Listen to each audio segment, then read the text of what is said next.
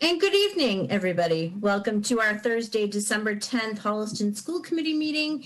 It is 7:23. The school committee is now back in session after an executive session. Keith, do I have to do a roll call attendance vote now where I'm? Didn't you do it already when you went into session? Yeah. Oh, you're done. You just had it. All righty, great. Okay, we're going to jump right in. We have a really long agenda tonight, so I am going to try and keep us all moving along. So don't be offended if I give you the timeout sign, time to move on. First up on the agenda, we have meeting minutes from November 12th for regular session. Are there any questions, comments, or changes? Nope. Is there a motion to approve the November 12th, 2020 regular session minutes? Moved by John. Seconded by Cynthia. Moved by John, seconded by Cynthia. All in favor? Oops, sorry. People keep jumping around and now I'm losing my school committee people. All in favor, Mrs. Listevnik? Yes. Ms. Koshin? Yes. Mr. Morton? Yes. Ms. Naborski? Yes. Dr. Savard? Yes. Mrs. Raffi? Yes. We have executive session minutes, November 13th, 2020, November 19th, 2020, December 1st, 2020, December 3rd, 2020. Does anyone have any questions or comments? Okay, is there a motion to approve and retain those minutes? By Cynthia. Moved by Dawn. That was moved by Cynthia, seconded by Dawn. All in favor.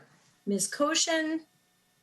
Yes. Mrs. Listevnik? Yes. Mr. Morton? Yes. Ms. Naborski? Yes. Dr. Savard? Yes. Mrs. Raffi? Yes. Great. Thank you all. Okay, we're going to jump right into communications. School committee members, does anybody have anything they wanted to share this evening?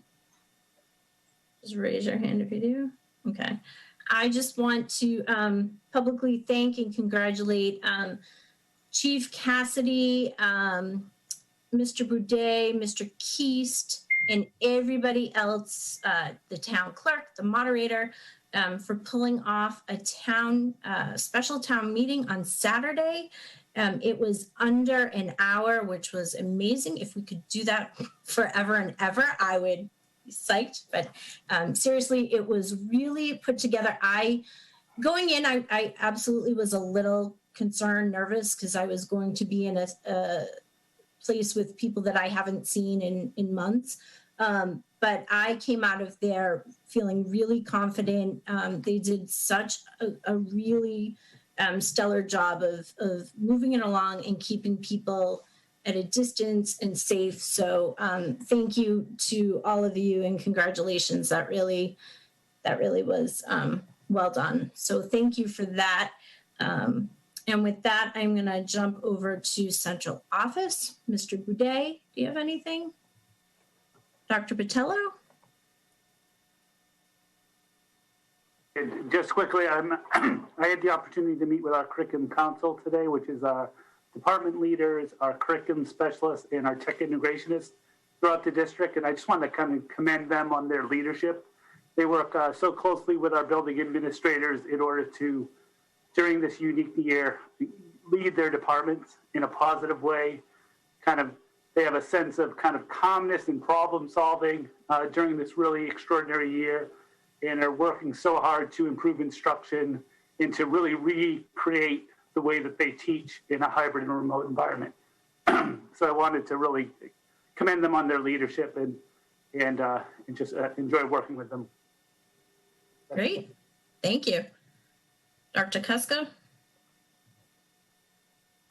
Yes, I have a few things I wanted to mention before we get into the rest of the meeting. But first of all, I don't know that I say it enough, but every day I'm amazed and so proud of all the work that our administrators, our teachers, our support staff, secretaries, nurses. It's amazing that we're pulling this off each and every day with all the challenges we have. And I've been trying to get into the buildings more and spend time visiting with people and meeting some of our staff masked and in person as much as possible. But I don't know that everybody realizes how much hard work goes into keeping these doors open. And I'm so proud that we've been able to do this safely for 3 months. And I hope that we can continue on through June doing this. We need everybody's efforts to continue to stay safe. I'm very worried about what might happen over the holidays. We're hearing about districts surrounding us are going into the red right now, and some of them are going remote. I hope that doesn't happen to us, but it's going to take amazing efforts on everyone's part. I thank all the families that are doing their part to keep us in person as well and keep our doors open. Our efforts are all there. We're all doing what we can. But it does take the village that I talked about earlier on in the year, and that village has to keep supporting us. I just worry each and every day, but I'm amazed that it's been 3 months so far, and knock on wood, we're going to keep these doors open as long as possible. So thank you to everyone. And I have to say, I do receive a lot of wonderful emails from family members just reaching out. They want us to know how proud they are of our staff, how thankful they are that their kids are coming in with us every day, whether in person or remote. So I don't get to share out those messages, but I want our staff to realize how much our families are complimenting them on their hard work, and people do see the work that's going into all of this. And then a few other things I just wanted to mention. I think people would be happy to hear about snow days, because hopefully we won't have any bad weather this winter, but we were surprised in October that we had to close down school because of our power outages. So at that time I realized that, snow days may or may not be remote days. So I just want to give a quick update on that. The plan that we are considering is really case by case. If we have a lot of snow and it's not safe to be on the roads, rather than delay, we're more likely to do a remote day. However, if that snow leads to a lot of power outages, either in town or out of town, that staff might be impacted, that might put us into a snow day. But by far and large, our hope is going to be that if we have a lot of snow, but not a lot of power outages and kids can get on remotely, that will be the plan, and staff will be ready to go into remote as needed. And all the principals are working with the staff to make sure that they're prepared at a moment's notice if that does happen. And then a couple of other things. You saw that we had applied for antigen testing kits from DESE. So the nurses have been doing an amazing amount of work to get that system ready to go. And the kits are arriving tomorrow. We will be sending out to families consent, because they will have to give us consent to allow their children to be tested in school. If a student is in school and symptomatic, then we would want to run the antigen test to see if they show positive at that time. It's a much quicker, it's much quicker to get those results back, and then we could contact trace very quickly as well. So you'll be seeing some information coming out from our technology department and the nurses related to that, and signing off on that as well. Also, flu vaccines, we're getting down to the wire on the dates for all students have to have flu vaccines by 12/31. We will not be able to have students in our building if they're not vaccinated. So we do have our nurses, again, gathering all that data and communicating to parents. But very shortly, I will be reminding parents that we do have to have those flu vaccines in. And if we don't, then the answer will be that those students will have to go remote, which is also going to create a huge challenge for our administrators to try to move students into remote classes if we don't have enough staff to do so. So this is quite a challenge for everyone. And then I did want to touch, there was something had come out from, it had been on the news this week, and also some changes that happened at the high school related to grading. We've seen changes in our platform with students. There's a lot of transitions that have happened. Ninth graders coming into a high school that they've never seen before and trying to navigate either remote or hybrid learning. All of our students are struggling with the changes that are in place and doing the best they can. But because of the changes, the high school did implement that a minimum of 50 would be entered into end of term grades for students that were failing. They will still be failing with a 50. However, the 50 allows them to potentially regain and recoup so that they could potentially pass the school year. When a 0 was showing as a failed grade, then students would often get unmotivated and not even try for the rest of the year. You would have to do very well in all of your other terms to pull off a grade to end up not failing for the year when you start off the year with a 0. So the reason behind that is not changing that students still have to have a passing grade of 65 to pass a course, but that 50 is the minimum that we would enter for the failing grade, so that if they do well in the other 3 terms, it would average out and allow them to pass for the year. So I did want to just touch upon that. I don't want to spend too much time talking about it, but there was some confusion, and people were misunderstanding what that meant. We did not change that students are failing. They're still failing if they have a 50, but they still have a chance to recoup and get themselves back on track with a lot of supports from guidance and administration throughout the year as well. So that's it for my updates at the moment. Thank you, Susan. I just, I want to clarify. So for the antigen testing, parents, you should not be sending your students to school with symptoms. It's if they develop symptoms when they're in school. So at 10:30, they come down and all of a sudden they have a fever. That's when the antigen testing could be done. Please do not send your children to school with any of the symptoms. I just want to be very clear about that because, you know, do not send your students to school with symptoms. Yes, thank you for stressing that. I mean, that's very important. All of the other rules apply. If you have a family member or a household member that is a close contact or symptomatic, you have to stay home and wait for them to get a negative test, or you become positive, then you would stay home as well. But yes, do not come to school if you're showing symptoms. You call in and let the nurses know about that. Right. Lisa? I just wanted to ask a quick question on something Dr. Kuska just brought up. With the proof of flu vaccine, what should parents expect? When you file that, are we expecting a confirmation back from the nurse, or should we not expect that and we'll just hear back if they haven't received it? Or maybe it varies by school. I'm not sure, but I'm just wondering if we could let parents know, you know, what to expect once they file that. Yeah, in all honesty, with the number of forms coming in, I don't think they're able to contact each parent and let them know that they have them, but they will be reaching out over the next few days if they don't have them. What we did is Keith Boudet That's what and I would expect, but just want to clarify. we did bring in someone to help work on collecting all of that data. So we did have a part-time person come in, a nurse, to collect some of that data to help us get that information out. So parents will be hearing shortly about whether or not they have that information on file. Okay, perfect. Cynthia? Thank you. Do you know what the number is of families that still need to get their kids vaccinated, or the number of children, I should say, or just a rough estimate? How many people are we talking about? I don't have the number right now because we just brought in the person, about a week or so ago, to collect some of that data.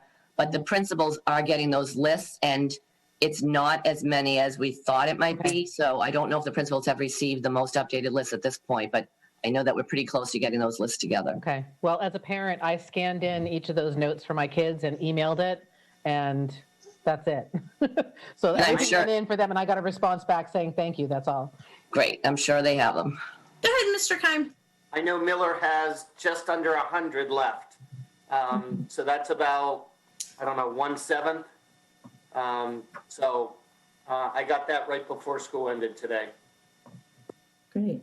And the last thing I just want Mrs. Bottomley and Dr. Kuska to consider in terms of the grading. I got a lot of feedback over the weekend, and I would ask you to consider potentially holding a meeting for parents who still have more questions, concerns, et cetera. I know you explained it well this evening, but I do think there's some unsettledness going on. And so I would just ask you to consider, holding something for the parents who have concerns and questions. Yeah, I'm sure Nicole, and actually I would encourage Dr. Botello to be part of that conversation if that is something we would be able to do. I will say this is consistent with what the middle school has been doing as well. So this is not a new concept, and it's actually a lot more common in other districts as well. It's just confusing when it hasn't happened in the past at the high school here. So people are, when they're just hearing about it, they just have a lot of questions. I agree. Thank you. And students. So Julia and Elise, welcome. So here's your opportunity for your comments.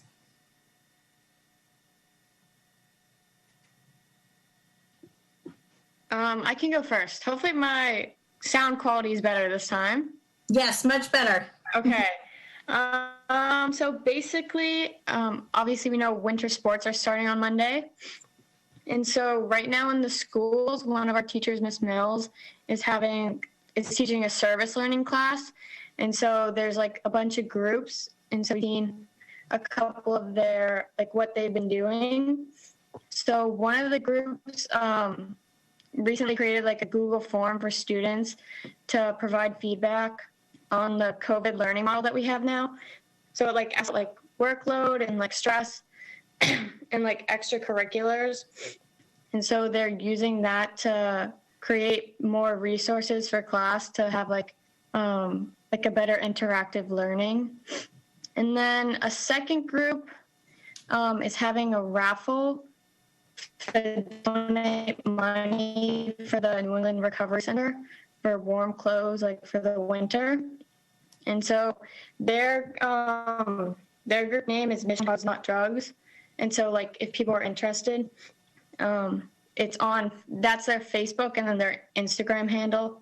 And so it's the raffle baskets are like made up of local business items. So it's like a good opportunity to help out. And yeah, so the National Honor Society recently completed our virtual food pantry fundraiser. And this was kind of to replace what we would usually do during our trick or treat for canned goods. We weren't able to have that event this year, but we were able to have a virtual fundraiser where people could donate online and then items would be sent directly to the food pantry.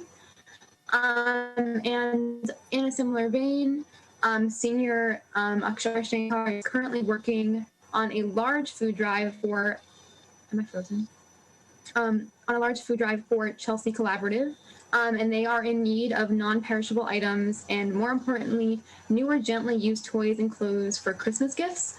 And if you would like to help support her, her website is manyhandsfoodpantry.com. And along with that, the art club is currently working on posters for senior superlatives.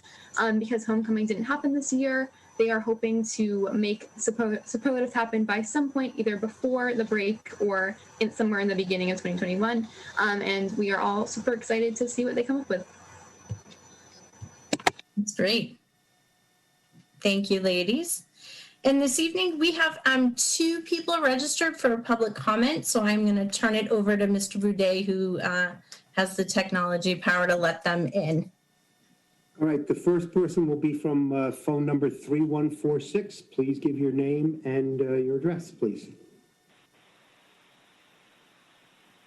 Hi, my name is Olivia Gibbons. I'm speaking also as a Student Advisory Council representative. I'm a senior at Holliston High School.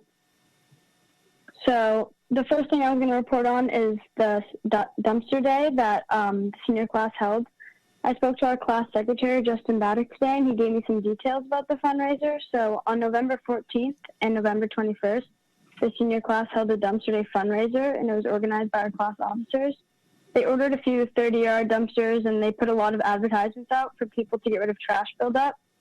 And there was a surplus of people, so they then had another one the following Saturday, and they ordered many more dumpsters. And it ended up getting a really great profit for the senior class, and it also helps clean up the Holliston community a little bit. And then the second thing I was going to talk about is internships. So a lot of Holliston High School students are embarking on internship courses in their second term. And the internships definitely look a little different this year to protect the health and safety of students, of course. Typically, students can choose like many different companies to intern at in person, but this year that's not really the case. I'm actually really happy to say that even with the restrictions, a lot of students are still getting a great experience by interning within the school system or even remotely with companies. So I just started an internship, and I'm really lucky to be able to work with an environmental engineering company virtually and get the same kind of a work experience that students look for. So even though there's a lot of changes this year, the interning process is really carrying on. That's all. Thank you. Great. Thanks, Olivia. And there's one more, Stacy, number 5747. Please give your name and address.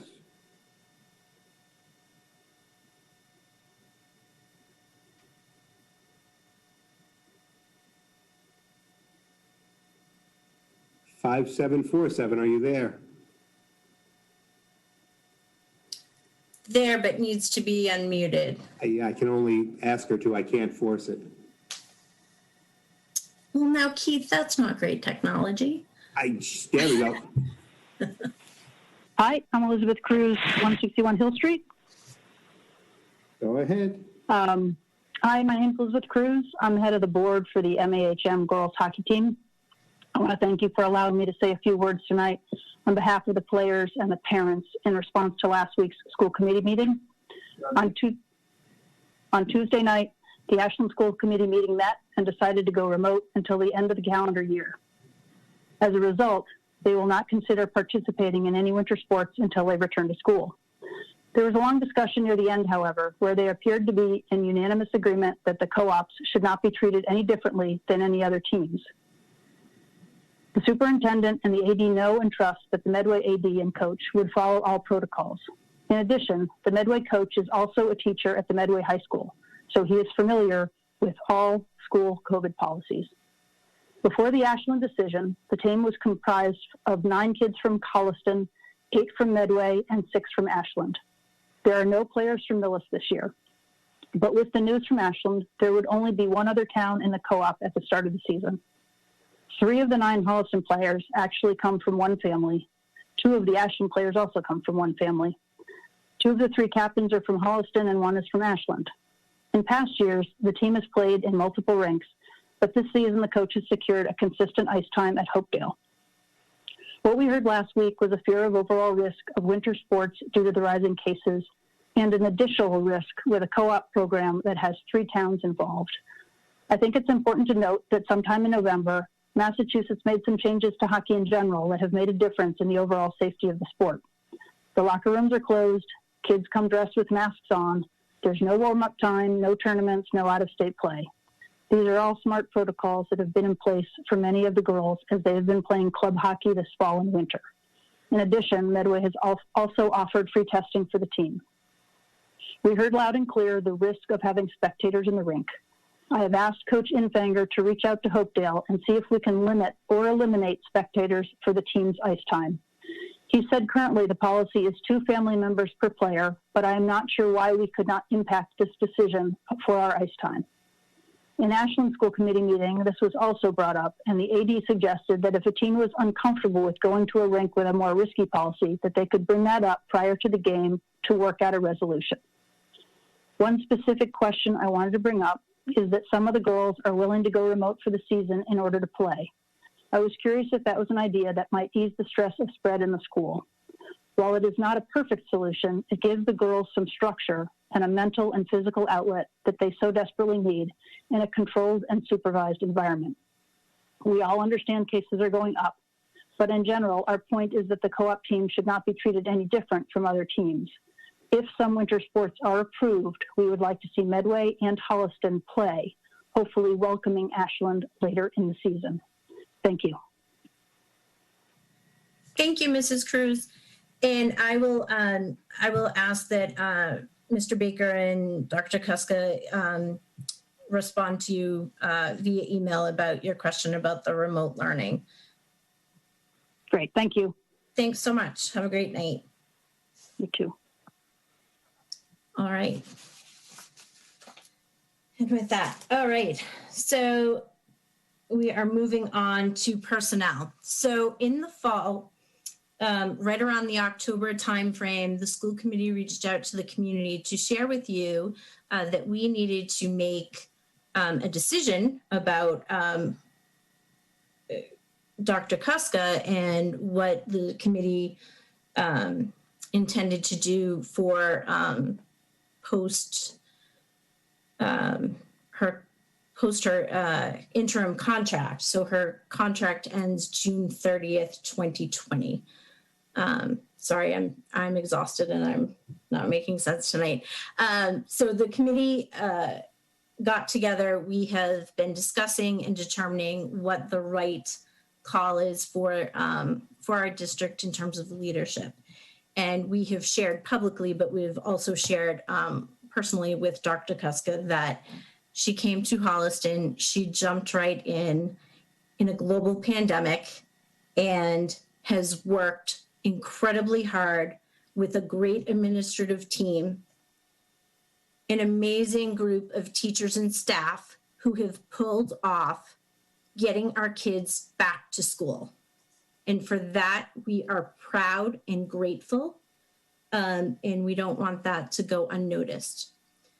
As we shared, we're still in this global crisis.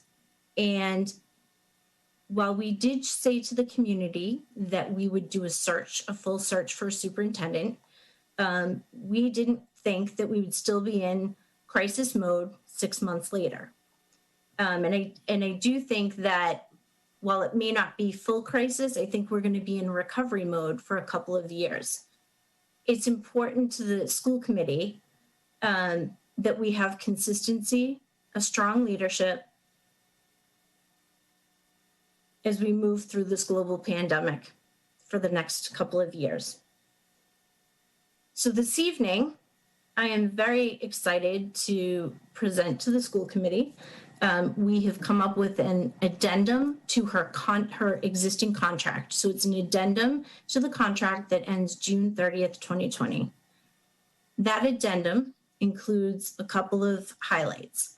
One of them is to remove from her title interim and change her title to Superintendent of Holliston Public Schools. There are other terms that we've slightly changed. One of them was some vacation, and the other was a travel and expenses expenditure term that we wanted to update. With that, we have also shared with her that we would like to provide her with a successor contract for 2 years that will bring her end date, if you will, to the contract of June 30th, 2023. So in essence, this gives her a 3-year term with us, which is very typical for superintendents, especially, first-time superintendents. So I'm very excited to share that with the community. We had reached out to the community and we got hundreds of responses, hundreds. And they were so positive. I'm so excited for you and for this district, even though we're in a really crappy global pandemic. So I'm excited. This gives me hope. And does any of the committee members want to share any other thoughts before we actually formally vote her addendum? Anyone? I think we're all talked out because we've been talking for weeks. And that is what's been going on. So at this time, I will accept a motion to approve the addendum to Dr. Susan Kuska's contract as outlined in the document presented to the committee. Moved by Andy. Seconded by Catherine. Moved by Andy, seconded by Catherine, or Dr. Savard. All in favor, roll call vote. Mrs. Listevnik. Yes. Ms. Naborski. Yes. Dr. Savard. Yes. Mr. Morton. Yes. Ms. Koshin. Yes. Mrs. Raffi. Yes. Congratulations, Superintendent Dr. Kuska. In the coming weeks, we will finalize her contract, her successor contract, and we will vote that in a couple of weeks. Congratulations to you, Susan. Thank you for joining us. Thank you for sticking with us. Thank you for being here every day. And thank you to your admin team who, who are here to support you and work with you. And thank you to all. I can't tell you enough how many people have reached out just to say, thank you so much for opening school. Thank you so much for giving my children opportunity to be in person. So this is a celebration for all of you. So I thank you. Thank you all so much. I'm really excited to be able to remain in Holliston. It's a great community. I'm actually so proud to have this leadership team on the meeting with us tonight because I don't think that was part of the plan. You didn't know when you would have this conversation. So the fact that they're all here I'm very proud to be part of their team, and I'm looking forward to 2 more years after this one, we're going to do some great things in Holliston together. And I thank you all so much for putting your faith in me and welcoming me to the community. Great, congratulations. And with that, we get to move on to old business. So this evening, again, we have the pleasure of Mr. Matt Baker, Athletic Director, to talk with us about the winter athletics. So Matt, welcome. Hi, thanks for having me again. So we had the athletic registration open for our plan to start next week. So we have an idea of what the numbers will be, and had a lot of conversations with Medway and Ashland and Millis regarding the co-ops too. So just think we need to continue the discussion from last week. So Matt, can you, I heard on the news last night that the MIAA was potentially going to be sending out additional guidance either today or tomorrow. A, is that true? And B, have you heard anything? And do you have any idea what that guidance might be? No, there was no additional guidance from the MIAA. I think the EEA may have been releasing additional information today, but I think that was just facility-based on numbers of people allowed in facilities. I haven't seen that come through in an email yet, but we had an athletic directors meeting today, and there was no update from the MIAA. So did you have a meeting this week with the Board of Health and Chief Cassidy? Yes, we did. We met this week. Do you want to give us the 30-second high level? Did they make any recommendations? We actually had a meeting with Nicole Bottomley, myself, Matt Baker, Peter Batella was with us, Chief Cassidy, and Scott Moles, our Board of Health Director, because we wanted to, and actually Lynn Bowler, I don't think I mentioned, was there, our nurse leader. We really wanted to make sure we're doing what's best for children and keeping everybody safe. So I do agree with the parent that weighed in earlier that if we're moving forward with winter sports, we would want to consider our co-op students as well, because they deserve a chance to have that opportunity this year as well, if we can do it safely. However, the one area that we are concerned is about the timing of when the season might start. We want it to start. It's just when should it start? There is a concern about starting too soon when we're going into this time of the uptick in cases in the community. And as I mentioned, the surrounding communities, 2 of the communities nearby just went into the red. Our positivity rate dropped a little bit because we had more testings done. Not less cases, but when more tests are done, the positivity rate drops. So we're still in the yellow, which is great news. And we've been keeping the positive cases out of the transmission in school. So that's all great. However, we're still hearing from our nurses and our infectious disease nurse that they still believe, and Chief Cassidy said this as well, that the cases from Thanksgiving have yet to be seen. They believe that that is still transmitting, so that over the next few days we might see more of that transmission. Let's hope not. And then also there is a concern that although the governor has stressed that travel should not be happening and that people should not be socializing in holiday gatherings as they would do in normal years, there's still a concern based on what we saw over Thanksgiving that people will be getting together with household members outside of their household and also potentially traveling. And that's why we are worried about starting the dates too soon and not that we don't want to start. So one of the things we talked about was whether we should consider postponing the start date till January 11th. The reason for that postponement would be that allows us time to get students back in school and then potentially gather the data to see if the transmission is occurring like we suspect might happen over the holidays. Some other districts have already done that. I know that Ashland has said January 4th. However, the worry would be that January, and that could change. I mean, everything is subject to change day by day when we get more data. So to whatever we tell you today, next week there could be a whole other layer to this. You've seen so many changes over time.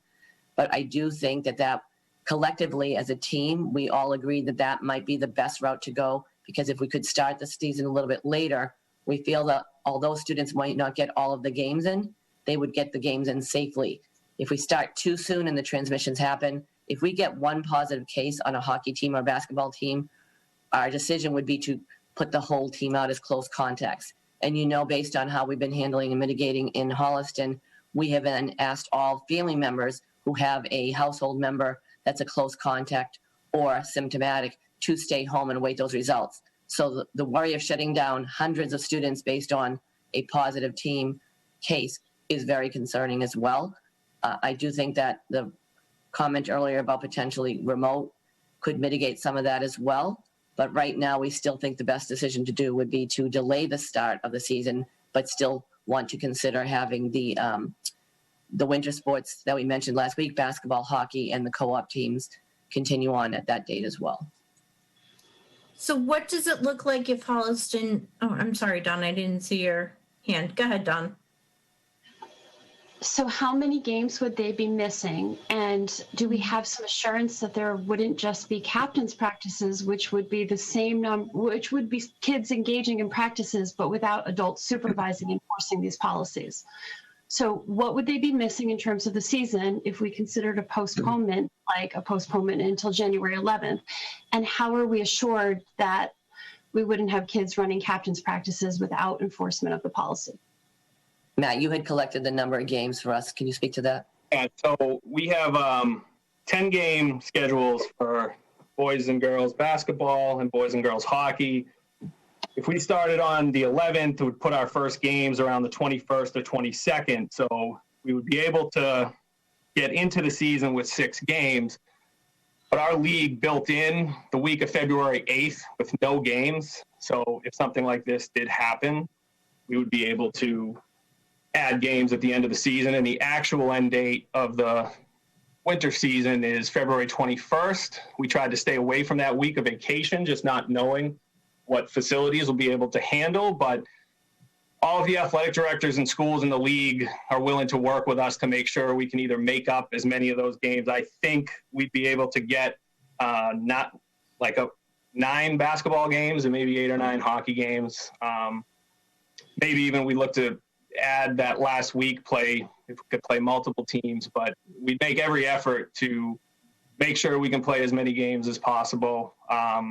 With Ashland, they're starting late. Norton isn't beginning games till January 11th, so there's already a few teams in our league who are dealing with that. So, I would just work with the other athletic directors to make sure that, we would figure out the schedule.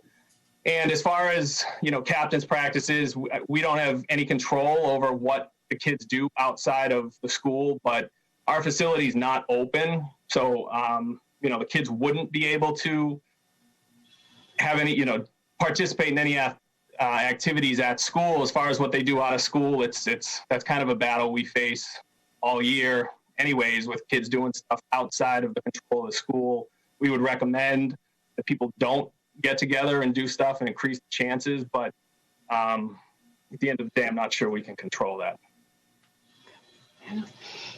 Is there any consideration to starting some of the sports, but not all of the sports, like postponing close contact and what's been, I think the EEA labeled it moderate risk or high risk, things like basketball or hockey, whereas you have things like gymnastics where only 6 girls compete. They have 4 events, 6 girls compete, equipment's wiped down. They don't come in. I mean, it's not a close contact sport. Is there a way to start some of the sports, but hold back moderate and high risk sports? I think if that was something that the school committee supported, because I do agree, we did talk about gymnastics looking very different than some of the other things that we're talking about. And if there was some support for that, I really think, Matt, that you could arrange that probably as well, correct? All right, definitely, yeah, that can be arranged because we're our girls are signed up Medway to participate in the Medway program. They're finishing the schedule right now, and there's even a lot of talk in gymnastics of the possibility of doing virtual meets, so both teams don't have to, since they each have their own facility. So those logistics are being worked out by the Medway athletic director since they're the host, but that wouldn't be a problem. Lisa? So I don't have a list in front of me of every sport we're talking about, but just as a general question, is there any chance that we'd be pushing kids into club sports or something like that if we hold off? Because my concern is that if we don't offer this very supervised, very careful sports program through the schools, which, you know, I feel like the schools are really best equipped to provide a safe experience. I'm worried that if we don't provide that, we could have some kids opting to do some other version, you know, through private, whatever. And then that just ends up increasing our risk because. Yeah, I think that's already happening, Lisa. I think that we're hearing about students that are in multiple teams already. The difference is, I agree with you, we are doing things very safely. Our coaches and our athletic director are doing a great job. The concern is that the whole team would be impacted. So if they're going into other teams, it might be one student there, one student there. But a potential positive case on our boys hockey team would be, 25 students would be having to shut down, and then there's all their siblings in all of the schools. So that's a larger, it's affecting a much larger population. So I do agree with you, there's a concern of that, but that's happening either way. Our students aren't necessarily just doing our hockey program or our basketball program. But by delaying, are we going to push more kids into doing things that are outside the school system? I don't know if, Matt, you have any way of assessing that. I think the programs that are available, are they increasing offerings outside that could potentially lead to that? I mean, like you said, I kind of agree. There's a lot of kids who are doing that stuff anyways. If we were pushing it back, if the 11th was the date, you know, it's only a couple weeks out. I don't know if people would be able to join teams and leagues on that short notice. I would hope if that was the date we were going to say we were going to return, that people would realize what's at stake, following all the policies and protocols and not exposing themselves in situations like that. I think our coaches try to drive home that point with their kids as well. Okay, thank you. Matt, is there opportunity for, if we delay the season till the 11th, is there opportunity for with the coaches, for the coaches to work with the teams, whether they're scrimmages or practices, more intense practices, you know, where it's so closely managed? And I get it, the timing is miserable, but I'd rather us have coaches have practices versus the kids try and do their own wherever they do it. Do you know what I'm saying? Like, I'd rather at least offer them something between now and just January 11th. Is that possible? I mean, I think anything would be possible. What's unique about the timing of the December 14th start is we would be practicing for 5 days next week. You know, I would have to discuss with Keith, but I would assume there might not be access to our building on weekends or over the holiday break. And I know some schools in our league already know right now they don't have access. So you'd be talking about 8 days, and then almost December 23rd, the doors lock in the school, and then our teams aren't back in until January 4th. So they're going to have almost, you know, they're going to have a week and a half off anyways, if that's the way we would choose to go. So it's only next week and then 3 days the following week, and then I think we would be shutting down until January 4th. I mean, Keith, am I wrong in assuming that would be the case in our building? That would be my assumption as well. You know, trying to do a clean after, you know, on a weekend or something like that. I mean, I don't want to jeopardize, you know, Monday school type of thing. And, you know, again, during the, you know, school vacation week, I you know, it's our normal time we do have a catch-up work. So it's, you know, I certainly would not be in favor of it. How about that? And just, although I know that not all districts have gone this route yet, I just want you to know that as of just minutes before this meeting, I'm on group text from some of the surrounding districts, and just, I do suspect that we're not going to be the only ones making a decision like this. so that even if we said, okay, let's start Monday, other districts aren't starting Monday, we would still run into the same need to catch up on games. And it sounds like Matt has really worked hard with the other districts to come up with a plan so that we would get as many games as possible. Yeah, and it would be, I think, about a 6-week delay from our start date, from our originally intended start date, and our fall, it was about a 5-week delay. So we were able to pull a schedule together. I'm confident that we can do the same thing if we need to. So are you, Don, I'll get you 1 second. Are you looking for us to vote something tonight, or what would you like from us tonight? It's really not a vote. The time a vote would be needed if we were in the red, is my understanding, is we might need to vote on, if the Board of Health was shutting things down, then the school committee would have to vote on things. But this is really a recommendation from, a collective recommendation from our emergency management director, nurse leader. We've all talked about this together, Board of Health director. So we really just want you to support that and be able to support parents that are going to be not happy about that. I understand that. And I do feel that if we can get the students in safely for January 11th, and the quality that we could get out of that would far outweigh the risks of starting too soon while we're still waiting to hear what data is coming in, because we are seeing the upticks even more so in some of the surrounding communities, and we don't want to expose our students to some of that as well. Understood. And I do totally, I appreciate it. And Matt, I do think the plan is good. It's not ideal, obviously, but it's better. I'm glad that you're not saying let's cancel the season, because I'm not ready to say that. Dawn, and then Cynthia. Again, I wanted to know if we could go back and ask whether we could possibly start, like Ashland, on January 4th instead of the 11th, at least with practices. We're sending these kids into if people are following the rules, a very socially isolating next month. And I think that sports is a great stress relief and a way for them to socialize safely. And we can't forget that we're getting guidelines and input and data from groups like EEAA and the MIAA. And if they are saying it's safe to play, I think it's important to think about that and the social benefits that these kids could have by January 4th after a difficult month. This month is going to be difficult.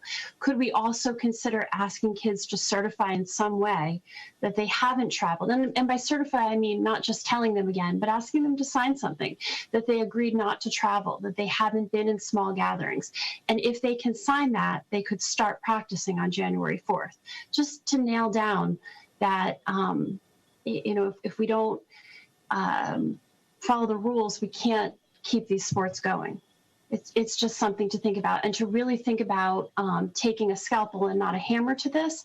And that with lower risk sports like gymnastics, where people are distanced, where there's only 6 kids competing with only 4 events and things are wiped down, can we start that now? We'll definitely follow up and communicate with one another about that, and see if we can follow up with the Board of Health director as well. Thank you. Cynthia?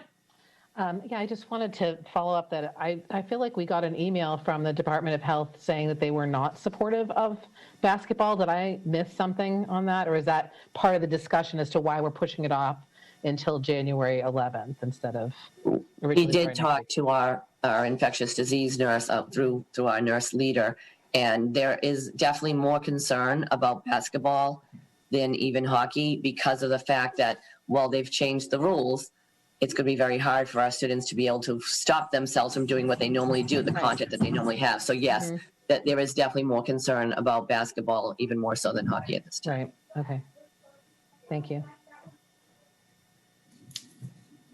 Anyone else from the committee? All right. So I guess, I would say you have our support in doing what we can to make sure that we can try and get a season here, even if it is delayed. So please don't be afraid to come back, to our next meeting if you need more conversation. we appreciate, I know this is hard and it really stinks that we can't get everybody on the same page at the same time. But thank you for all your efforts, Matt. I really appreciate it. And please keep the communication going with the students and families, because, you know. I will. And I just want to make it clear. We'll do whatever we can. I mean, I think we knew coming into this year that the whole sports year was going to look different, and we'll do whatever we can. We came up with a great plan in the fall. Even if we have to adjust for this winter, we'll do whatever we can to offer our student athletes an opportunity, whether it's a couple weeks of practices, a couple weeks of games. We'll be creative. Our league athletic directors, my colleagues at the other TVL schools are great. So I have confidence that we'll be able to pull off an experience for these kids during a pandemic. Thanks, Matt. Thanks for being with us tonight. Thank you. Dr. Kuska, do you want to move into any additional information for your COVID update? No, I think I already alluded to it just in this conversation, and that, we did get an update from the Holliston Emergency Management Director, Chief Cassidy, about our positivity rate. We were at 4.16% positivity rate last week. We're down to 3.98%, so that's good. But as I mentioned earlier, the number of cases is not very different from last week for the 2-week look back, but more people are getting tested, so that's how they developed that positivity rate. So we're really just, every day is a new day, and hoping that we can just keep this great thing going for our kids. And definitely, as we consider moving into the winter sports season, although we're recommending that nobody travels, as the governor has been saying, the commissioner of education, that we all agree that travel should not be happening this year, as hard as that is to happen. But even more so, our students, if they would like to be able to play sports, we need to even count on them to even step up even more than the general population for that to happen as well. Thank you. Keith, do you have a CARES update tonight at all? Or was this just... Well, I wasn't planning on it, but I can just quickly tell you two things, or maybe it's more, who knows. The question from last week that Dawn asked about, when do students who are going to be remote pick up their lunches? It's on Mondays and Wednesdays. They can get 2 on Monday and 3 on Wednesdays, and they can get extras for people who are in the school age range category of children. We aren't checking IDs or checking anything else. So if they are picking up a lunch on a Friday and say, I've got, 2 younger siblings, they could take 3. I mean, we certainly don't endorse it. But if more lunch is left, that's more reimbursement for us. Because right now, again, the finances are getting tight, we'll say. So I also had a meeting today with DESE, and the state is providing a supplemental grant for food service programs. It's about $5 million. 322 school districts, going to add up to somewhere between $13,000 and $15,000 for us to help offset for COVID costs or COVID expenses in the food service program. So it helps, doesn't solve anything, but it helps, which is a good thing. So that's it for that. I mean, we've been having a number of meetings at the state level about the coronavirus relief fund or CARES grant. The state is adamant, and the auditing is going to be rigid with this, with regards to everything we purchase needs to be here on December 30th or December 31st, or they may reject the claim. So our whatever purchases we make through the rest of the year, the rest of the calendar year, we'll have to be careful on, and no further news on a subsequent award or carrying over money in either case. So things are going on in Washington, D.C., but DESE knew nothing. So. Okay, great. Thank you for that. And I would be totally remiss. I did not thank the town administrator about the town meeting, and Travis, my apologies. Thank you for you and all your efforts in putting that warrant together. I did not mention him, and it's eating at me. So thank you, Travis. And Chris Mayo and Dan McLeod as well participated in the setup and things as well. So absolutely, thank you guys. That's why I hate to mention people, because I always leave someone on. Thank you for that. And then we did put on the agenda, but I forgot that Keith got information for us beforehand. So the statement of interest for the high school project, Keith did some research and found out that the MSBA is not holding their meeting until April or May of 2021. So, sorry? March. Oh, March. And Susan got the information. She gave it to me, so I was just the vessel. Okay, well, I got an email from them. I didn't do anything actively, but they did send us that information and I forwarded it on, yes.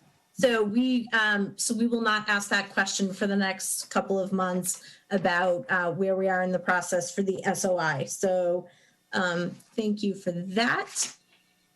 And strategic plan, Susan, Peter, did you have anything you wanted to talk about for there? No, I think I would like to put together a timeline and talk to the school committee about a potential timeline to maybe get started on that in the spring and work on that over the summer so that we could potentially implement that for the fall. Great. And I just want to, I'd like to move the school year calendar discussion to after the principals because it's already 8:20. So I'd like to just move the principals up a little bit. So thank you all for your patience, and I'm sorry that it took us an hour to get here, but thank you for your patience. So Susan, do you want to introduce the school improvement goals? And yes, I actually asked Dr. Patello if he would start that conversation because he was very helpful in updating our district improvement plan and goals. And I wanted him to just take a couple minutes to jump in on that part and then how that connects to the school improvement plans as well. And we're gonna, after he's done, we'll start with the high school and go from there. So yeah, November 12th, we presented the district-wide improvement goals. And they continued in the areas of innovative learning opportunities, social and emotional health of students and staff, teaching all students, and communication. We really tried hard to build upon the work that's been going on in the district for several years in these important areas while recognizing the extraordinarily unique nature of this year.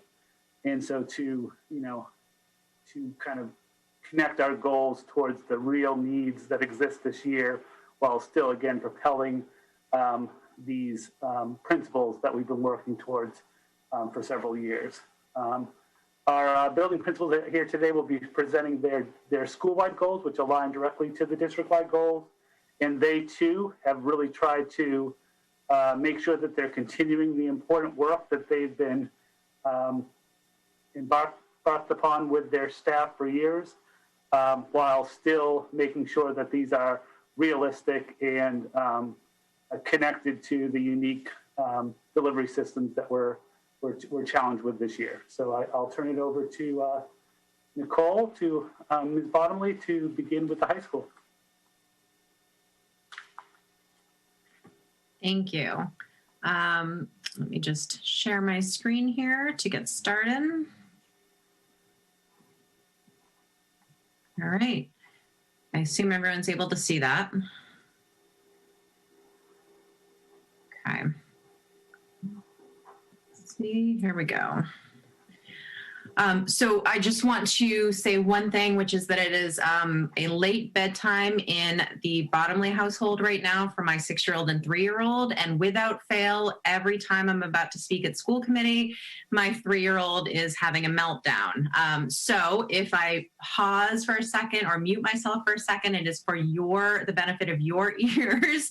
But I will just keep plowing through because anyone who has young children, that's just what we do, right? So hopefully they will be on their way to sweet dreams very shortly.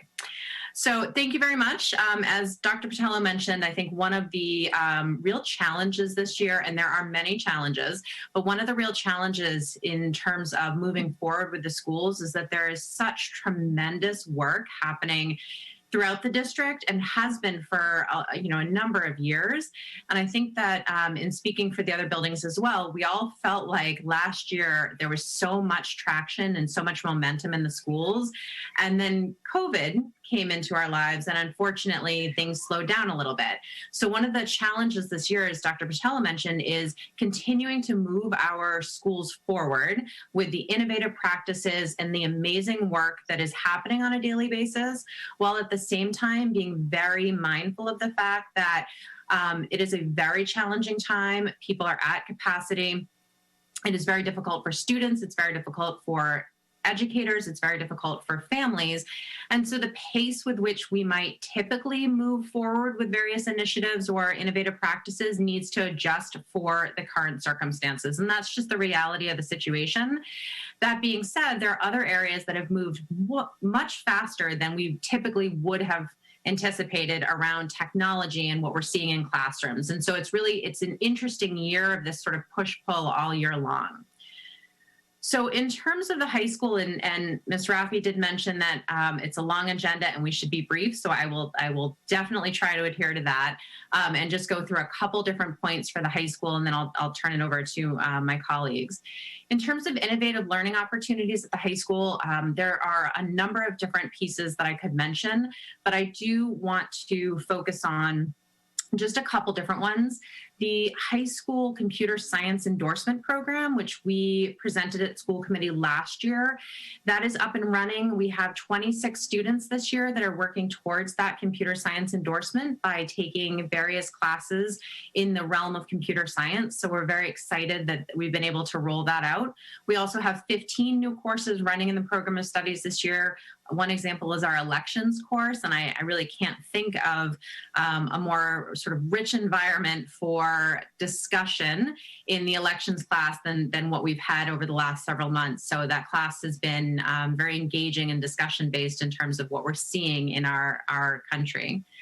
We're also really focused on equity and diversity work through the curriculum. The English department is really starting over the summer and working during the school year, has had a real effort to diversify their core text in English. So for example, in grade 9, they've brought on the book Dear Martin and The Hate You Give. Those different texts. They're also working on other texts throughout all grade levels. And so they've really been working to make sure that there are different voices and authors that are represented in the curriculum.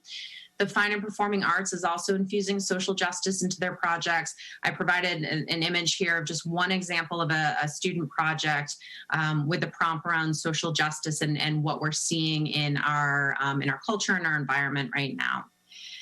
There are innovative practices happening throughout in math and business. They've brought on technology for Desmos and GeoGebra and Delta Math, Go Formative, and a lot of different ways to transform the way that they're able to give feedback in real time to students in the virtual environment as well as in person. And then collectively as a school, we have a focus right now, and we just spent this week discussing alternative assessments, both for final assessments as well as individual assessments that are given throughout the term or the semester. Right now, a percentage of our student body is fully remote. And then for the rest of our student body, we're in a hybrid environment where they're in a couple of days and then remote other days. And so we really have to think very creatively and very differently about what it is that we truly want to make sure that students are learning, that they're proficient with, that they're mastering as we go along, and then how are we assessing that? And what different ways can students demonstrate their learning and knowledge as they make their way through the courses? And of course, there's lots of other things happening at the high school, but I'm just focusing on a few. In terms of our social emotional health, obviously this is a huge focus for us this year. It is very challenging times for everyone. We are prioritizing relationships, and I say that with the understanding that we've always prioritized relationships, but this year we on a daily basis have to make the choice, make the decision that those relationships between students and teachers, educators and families, those are the critical pieces to prioritize right now. We need our students to be healthy physically and emotionally, and that is what we're focused on for the school. I did provide an example, 2 of our teachers who created a Bitmoji classroom so that they're still able to provide their personality and their faces in this virtual world so that students feel more comfortable as they navigate their way through. You'll see equity and anti-bias work coming up again in social emotional health of staff and students. Karen Archibald, who is joined our team this year as one of our assistant principals. She is a Harvard DataWise coach, and she has been using the DataWise improvement program with our school counseling department to look at data across the board so that we can make improvements for not just the practices in the school counseling department, but also for all students in all classes at Holliston High School. And she has also co-taught several lessons on implicit bias and microaggressions with some of the English teachers, and we're continuing that work that really we began as a district a couple of years ago, and there was more of a focus on it at the start of this year. Dr. Botello brought in a consultant who worked with us around equity and anti-bias work as well. And then as we've been doing the last few years, we are bringing on Mood Check again, which is a depression prevention initiative. It's a screening for 9th and 11th graders at the high school and 7th graders at the middle school. And that has been incredibly important to our work with students over the last several years. In terms of teaching all students, again, there's quite a lot happening at the high school. For Vision of a Graduate, I will be continuing to talk about Vision of a Graduate for years to come. You'll see our images and our graphics. We have not had an opportunity to really do a launch of this throughout the community because we have been prioritizing launching our school and making sure that we can get students back in person and that we're adhering to health and safety guidelines and really focusing on that. But everything we're doing is still through this lens of the Vision of a Graduate. And, you know, several different pieces that we've already talked about this year for the high school certainly fit into a balanced life and that healthy emotional and physical balance around character and lifelong learners. I'm excited about where that Vision of a Graduate is going to take us in the future. And I did provide a few examples of what's happening in terms of the technology that's also coming into the high school that's helping to support teaching all students. We have Mr. Koze, who's one of the social studies teachers, who is demonstrating the multiple devices that he uses simultaneously with students in the room and at home at the same time. So it is quite an undertaking for our faculty this year, and they have been doing a phenomenal job. At the start of the year when the weather was a little bit better, Mr. Clay, one of our special educators, had a whole setup outside so that he could take a quick mask break but still be able to Zoom with students and have a little shade from the sun. And then I did want to make sure to still provide a picture here of our band. This was about a month ago or so. They were outside during DSB. Band is still happening. And although we don't always think of that as technology, I mean, the equipment that they're using, the sounds they're producing, the life of the high school is still here, even though it may be a little bit harder to find and it may be down one-way hallways, but the life of the high school is still here. And I think that's so important to remember on a daily basis and to find the joy on a daily basis. And then our last area around communication, you know, we're still using the traditional forms of communication with Power School and Bright Arrow. Of course, we're using it quite a bit more this year to communicate out. And Dr. Kuska is doing a wonderful job communicating out with the district around health and safety guidelines that are ever changing as we continue to get updates from the state.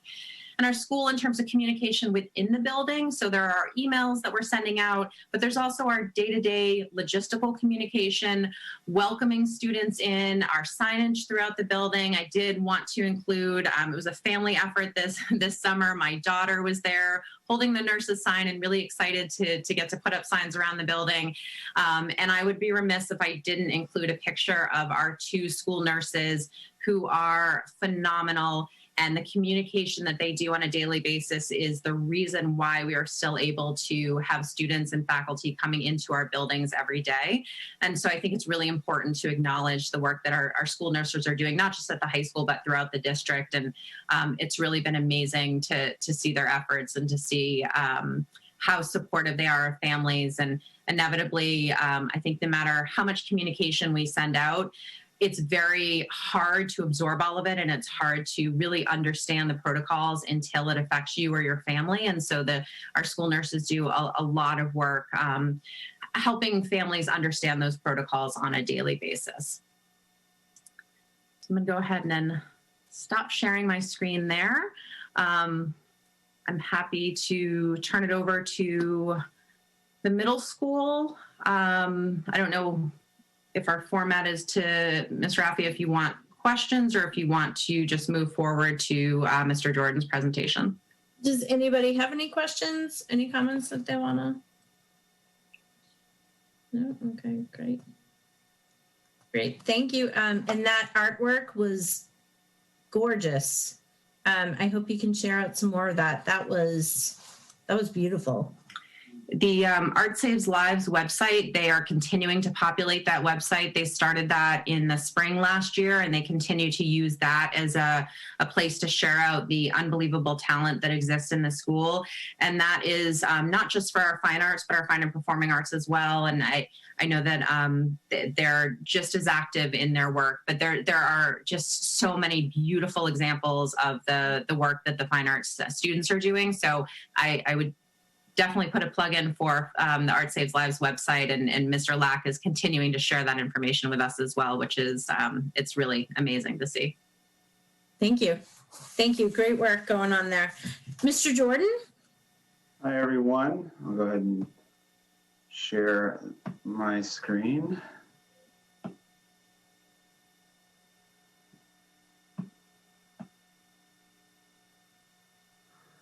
So thanks everybody for allowing us to kind of present on this. This is definitely going to be a little bit different format for us, but we're hoping to kind of hit some of the highlights here. So I'd first like to just start by thanking these two emojis that we have here, these Bitmojis, and that we have Jessica Beatty, our assistant principal at the middle school, former guidance counselor.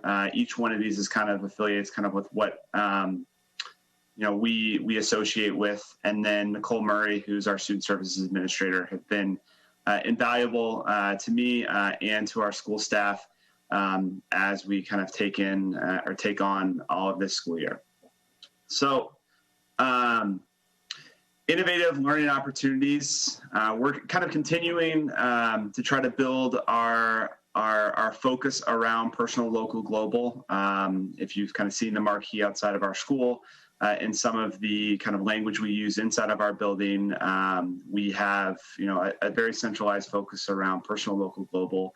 And that doesn't change in a pandemic. I would argue that it only strengthens it and makes it more of an important focus for us as a school. So with that said, our goals around personal, local, global this year are lightly centered around cultural proficiency work that we're doing as a school. We had a summer group that got together and met to kind of articulate some asynchronous work or some different things they wanted students or wanted staff to work on this fall.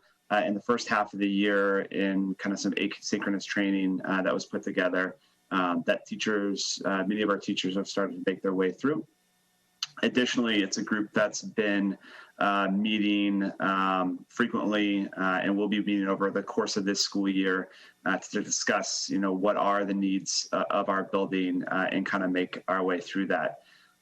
As well as kind of being part of a district group that's being headed by Dr. Patello as well. On the left, you're going to see, which something that I'm really proud of her is Mrs. Freese, who's an 8th grade civics teacher. This is a book that over the summer that we have copies were received this school year of student work. This was voices of interviews that they had done of various citizens and captured their voices. And it is if you do get your hands on it, it's a very special piece of work to see something that came out of our students at Robert Adams Middle School. And then as Mrs. Bottomley kind of indicated, this is kind of what school's looking over in the bottom right.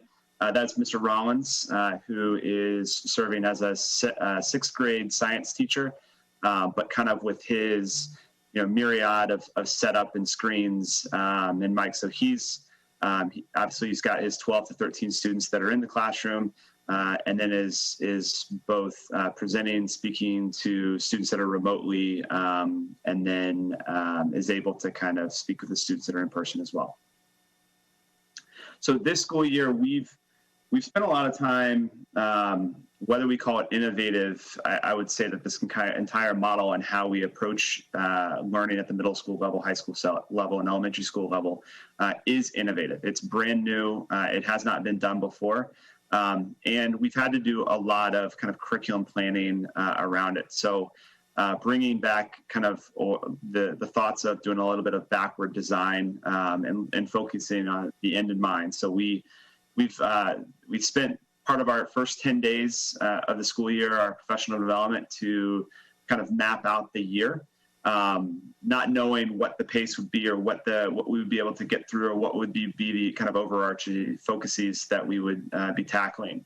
And in this past half professional development day, we re-looked at what we had produced in the fall as a school and put together kind of a scope and sequence for each one of our courses based on kind of our projected pace from this fall, so that we've learned a few things and then been able to put together what our big kind of overarching essential standards and content that we're going to try to cover between now and the end of the school year.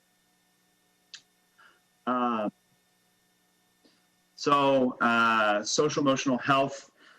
Second step is a curriculum that we had initially a couple years ago had grant funded to utilize, and we're still kind of surviving off of that multi-year purchase that we made of Second Step, which is a social emotional learning curriculum that our guidance counselors use with our teachers as well. They have been kind of Johnny on the spot this year, Second Step, in that they were able to put together a kind of pandemic lessons that they've been able to work closely with our guidance department as they teach kind of these mini lessons and kind of some more individual curriculum based off of like a need of individual student to kind of help students kind of work through this environment as well. Additionally, we have implemented Sel Intervention Blocks. These are about 4 to 6 week chunks of time for targeted groups of students who need support. We're finding that guidance counselors usually are kind of in the center of the universe in each one of our grades, and they catch a lot of traffic and a lot of stop-bys. That's hard in this environment, and our students are in more fixed locations or they're remote more often than they would otherwise. So we have some concerns that are validated by some of the data that we've found on a local level, but also on a more national level trends around the need for social emotional services during this stretch of time. So they have kind of set these 4 to 6 week blocks of time that they do more targeted SEL intervention with students that they're working with. Additionally, as Mrs. Bottomley indicated, we are participating in Mood Check. We had our first week of Mood Check this week with our 7th grade, and we have the other half of it with the other half of our 7th grade next week. Preliminarily, our families have been very receptive, especially if information is gathered that needs follow-up with the families. We found that this year especially, our families have been very receptive to the outreach that they're getting from Wellesley and appreciating the help that they're getting from them.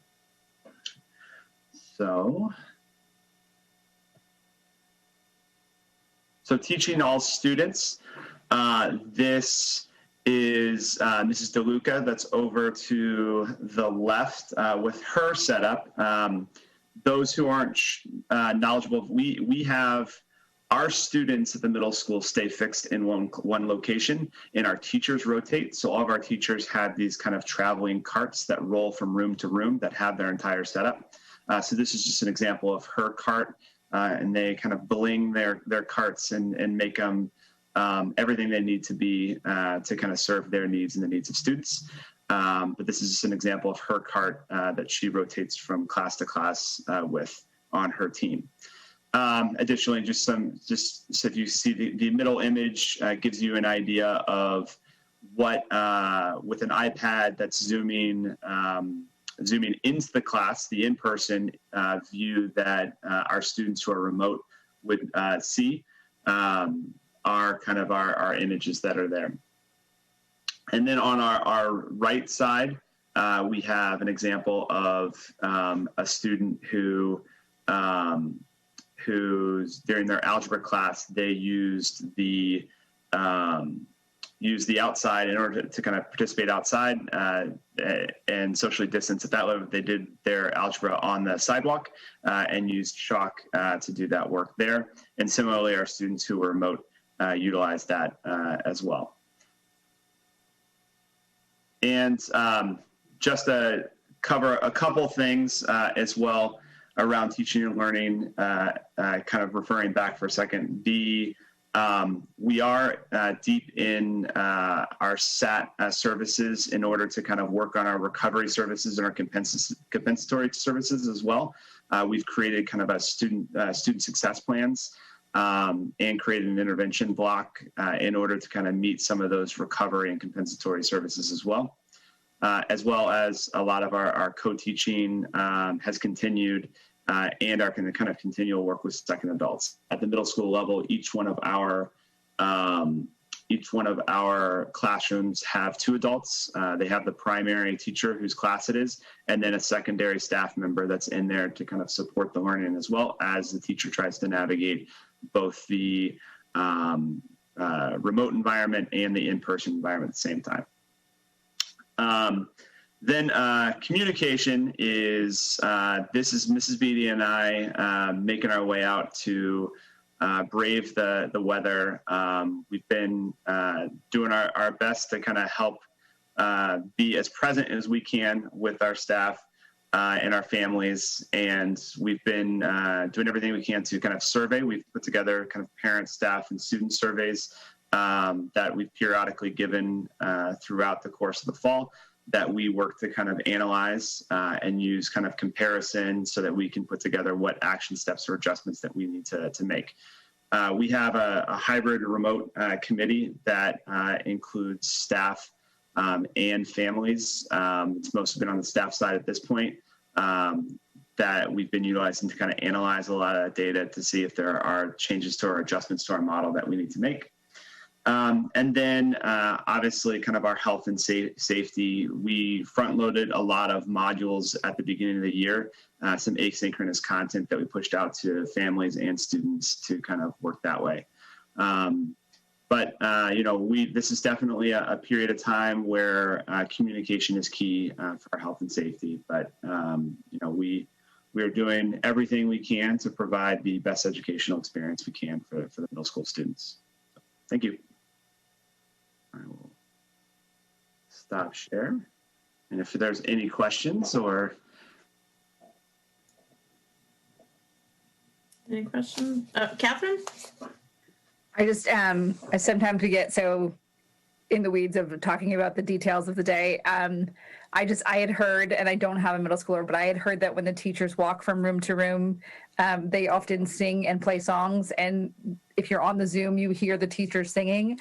And I just wanted to highlight that. I think that's such a wonderful testimony to like the spirit of that. This can still be fun. There can still be bright moments. It doesn't all have to be heavy and serious. And I had heard that from another parent who heard it from her delighted middle schooler. So I just wanted to say that publicly, that I love that. It's so great.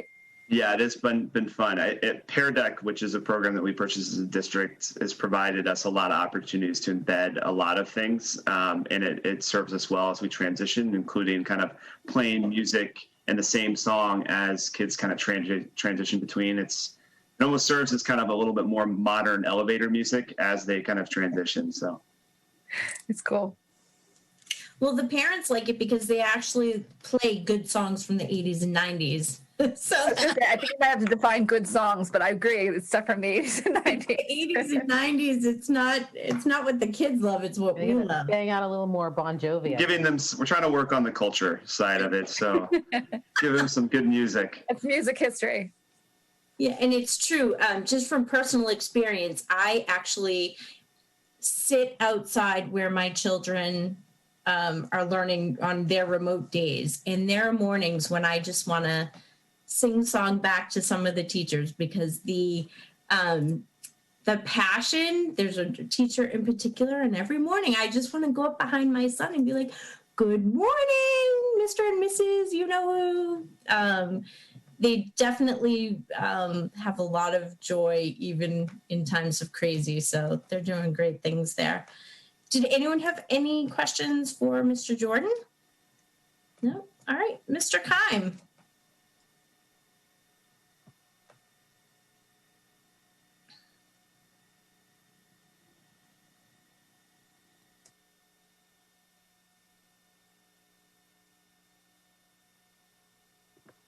All right. Now I've got to make sure my video when I'm sharing. So I'm going to unshare for a second so that I can click the right button when I got a couple of things I want to share. Got it. Got it. All right. Now I got it. Allie Curley would be very happy with me that I'm learning how to share and put sound at the same time. So Allie, that's for you. I'm going to click through to Miller. Give me a second here. So, welcome. I feel like I haven't been in front of you guys since August when we did our week of meetings after meeting with parents and teachers and you guys. And I'm sure we've been together since then. But this is always a good one. I know that we loved the format when we changed it to pictures so that we could let the pictures, kind of tell the story. So, when we look at our goals are the same as they've been, but we've shifted them. When we look at innovative learning, we got to look at the model of our teaching that we're having all of our teachers do. As you know, 3rd grade is all in. 4th and 5th grade are hybrid. But one of the things that we did was when the teachers are in, they're split over 2 classrooms. And so with that, we've got technology that helps us connect the 2 classrooms if the teachers want to at that time. And I'm going to show you an example of that. But it's also, so when we look at changing it that way, we've got to look at our models. But then we've also got to look at the technology that the teachers have in their hand. Thanks to the CARES Act and thanks to Dan and Keith and Dr. Kuska for getting us the tools that we need in our hands. The teachers all got laptops. We've got iPads going between the 2 classrooms so that they can share on their projectors and so the students can see it. We've got one-to-one Chromebooks. And I'm going to put a little plug for January's meeting. Well, that's a budget initiative because they are getting older. We've gotten some of the Chromebooks from the middle school and high school, and we just need to replenish that. I really need to thank our technology department. We've got a new IT person. His name is, I've got to pronounce it correctly, Anthony Mastroniani, and got to thank Michelle Hastings, Allie Curley, Dan McLeod, and everybody in all of the buildings because Tom Reeves has helped us. We've had Mary Mack down to help us, and none of this would happen across both Placentino and Miller. Winnie Carey, sorry Winnie, just so that we could get the technology in the teacher's hand, but then teach the teachers how to use the tools. Again, this is a brand new model for everybody. So thank you for all of our technology staff, and sorry if I missed somebody there. In the middle, you see one of our teachers teaching remotely. We have in grade 3, 2 full-time remote teachers. So they're on at 7:30 in the morning, and they go to 1 o'clock. With the kids. There may be a lunch break, there may be Spanish some days, there may be a recess time, but they're on all day with the kids. We also have a 4th grade Montessori remote teacher, and we have a full-time remote 4th grade teacher. And in 4th and 5th, we have teachers teaching hybrid, so part of their days, a couple days a week they are fully remote, and a couple In fifth grade, they're remote for part of the day, every day, but they're also in session every day too. In the right-hand corner, I don't know if you can see it, my picture's actually blocking it. We have an interactive kind of keyboard. In some of our classrooms, we're trying to teach the kids how to use the keyboard. So we had large letters on the board so that they could manipulate and figure out what the keyboard was. And I'm just going to show you a little example on the bottom. This is one of our French classes. Because we don't have a French person on both sides, they teach between, one of the teachers will teach between the two classrooms, and you can see how she's doing it in this video.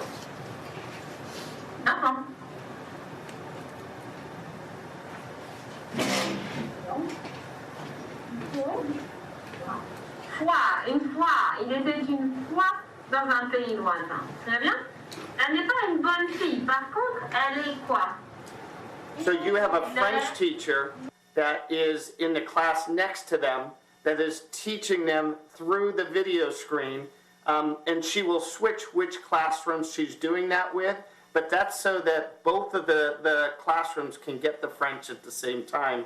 And you can, if you only did it to one side and had the other kids doing independent work, and then you went over to the other side, you'd be getting through half the curriculum. So if you video in, you're getting through the curriculum much quicker than you normally would. Oh, just did that. The other is, and this is huge, especially in a pandemic, social emotional. You know, David showed their kind of rain gear. This rain gear was kind of purchased for us because they wanted to see us outside in this. So, you know, we've got to make people laugh. And we've got to make people laugh as much as we can. Erica does a thankful kind of a sign Monday, and now we're doing it midweek too, because we've got two cohorts. We've got a cohort A, we've got a cohort B. You can see, you know, a turkey even showed up at one point in time during Thanksgiving. You can see in the right-hand side, one of our teachers, she had a student that was struggling in the classroom. So in an alcove outside of her classroom, she put up a shower curtain. She made a little kind of a study carrel where he could go and be by himself when he needed to be alone. So we have to continually focus on that. One of the big things when, you know, we all, and again, it still is a big deal, but when we changed our start time, you know, everybody is just so happy to be in school. The student or parents are so happy to have their kids coming in every morning. You know, it was something that kind of went away when we looked at, you know, Miller starting at 7:30 in the morning. There was huge changes that needed to take place. I don't know, I know some of you had to go through some of the arrival and dismissal. And I tell you what, we screwed it up the first couple days. And then, you know, working with Placentino, we came up with a system that really worked, and we could do kind of the same system so parents wouldn't get confused. Thanks to Tom Reeves at the high school, he created a QR code that we could scan, get the names into the cafeteria so that we could dismiss the students out to the cars. That has been a game changer for both Placentino and Miller in how we do our arrival and dismissal. One of the things I didn't put in here that is also huge is I know over the last couple of years we've taken a look at some of our continuums, and this year we were able to hire another special education teacher to work with some of our students who struggle social emotionally. This was came about through a special ed audit that we did in the spring when Meg was still here. We actually were able to not make it a budget item because we switched a classroom teacher based on class sizes, and we were able to do this. So this bolstered our Rest Stop program, and we have seen significant positive results to this in just a short term. The bottom left, I'm not going to show it right now, but one of the things we were finding is lunch, 30 minutes long in a classroom, was so long. Kids are done in 15 minutes. So Allie came up with some, podcasts that the kids could listen to. And this is just a video where there's not a peep in the room because they're actively listening to a story. And they look forward to this every day. One of the things I don't want to forget either is our staff. Our staff has been tremendous. They have worked so hard to get us open. This was new, this was scary, this was something none of us in our wildest dreams would have thought we would go into this last year this time. So one of the things I think we've got to focus on is our staff self-care. What are we doing to help our staff? And so throughout the year, that's going to be one of our goals, is to try and come up with ideas that we can help, what are some things that we can help our staff through this. Teaching all students. One of the huge things, and you guys know this, is our Fountas and Pinnell and our Readers Workshop. As much as possible, when it was warmer, our teachers were trying to get outside and teach their students. In the left, you can see Jenny Larica with her class with an anchor chart, reading an interactive read aloud. One of the things that going outside also helped was you take those two classrooms and you can take them both outside and have a full group outside. So, and on the far right, you can see the fifth grade French class also doing an interactive read aloud. I do want to show you an example of the technology being used, but Aaron Acker does a great job in this bottom video. All right. Welcome, parents. This is room 215. Boys and girls, say hello. Hello. They're right here. Hello. All right. Today we're going to begin our interactive read aloud. And our interactive read aloud is called Under the Lemon Moon. Now, this story takes place in Mexico, where people speak Spanish. And the author has included some Spanish words in the story. So you'll hear me reading them to the best of my ability. How do you think the main character would feel about having something taken from her? How do you think the main character would feel if she had something taken from her? And I'm looking in room 217. I see Macy's hand. Macy, how would you feel? How do you think the main character would feel? Sad. You think she'd feel sad? 215, yeah. Do you have a feeling, Addie? Upset. Upset. So we have some synonyms going on. Jackson, what do you think? Worried. Worried. That's a good word. 217, do we have another feeling that we think the main... So you can just see... All right. Welcome, parents. This is room 215. Readers Workshop in action, but also the technology that's being used between the two classrooms as well. She was able to communicate with the classroom right next door, as well as keep the students that are with her engaged as well. As David and Nicole have talked about, communication. I heard early from parents that we need more frequent communication. So we try and get out a bright arrow either on Friday afternoons or Sunday afternoons. So parents can look at that to see what's coming up in our week to come. We also are on Instagram, and we're also on Twitter. We sent out a bright arrow today. The one in the middle, I've got two students doing a video announcement. We are collecting food for the food pantry, so anybody who's watching, please bring it in.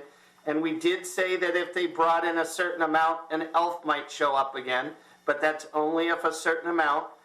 We also plugged the Toys for Tots. That's our last day tomorrow for collecting. And we are doing a Spirit Week next week, just to try and energize the whole school. So thank you. That's what I have. And take any questions.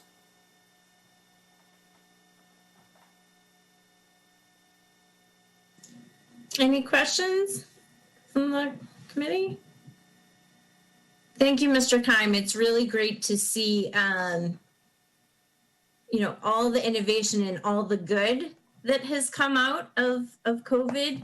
I was just having this conversation with my mom yesterday. Like, it's amazing some of the things that have happened. So the podcast, for example, I know lunchtime had sometimes been a struggle, especially with some of our 4th and 5th grader friends. And maybe you have a new solution. That's awesome. Good stuff. And Dr. Kuska can attest to that because she sat in on a couple lunch duties early on when we were struggling on coverage. So she early on said, wow, that's a long time for 4th and 5th graders to sit. So this is actually keeping them engaged. No, that's great. Yeah, one thing I will just add to that. I know that sometimes it's hard to believe. People don't realize that our children are doing an incredible job. They respect their teachers and the administrators so much.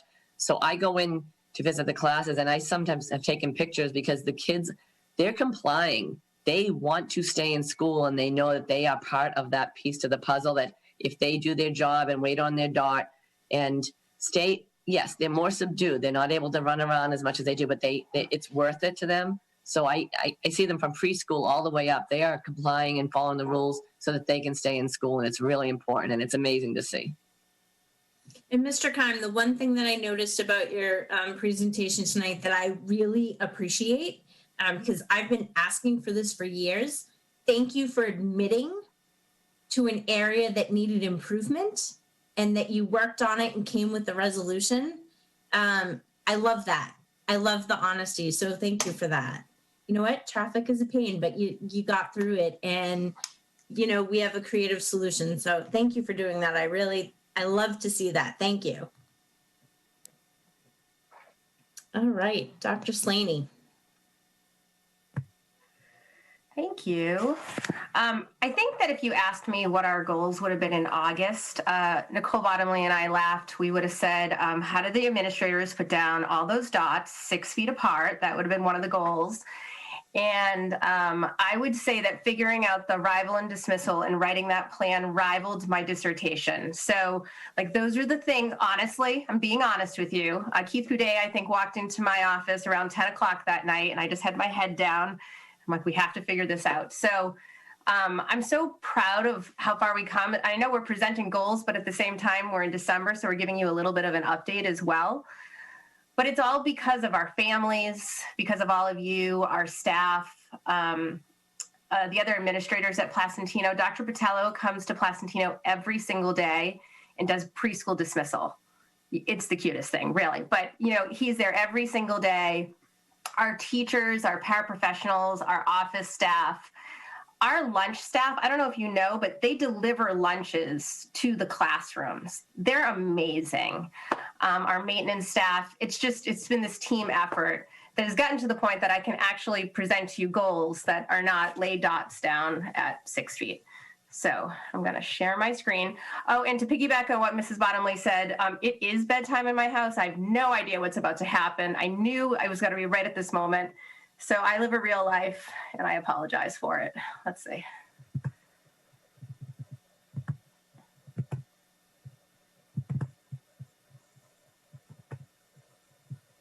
Okay.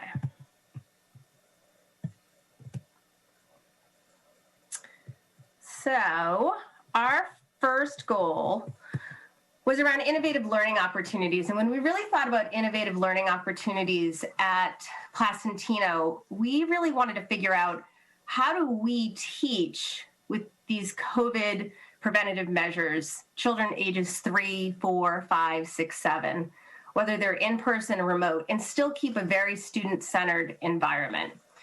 So we have taken on a lot of new learning at Placentino. And we've had to figure out, the goal was really around, how do we figure out how to do this while maintaining a very student-centered environment?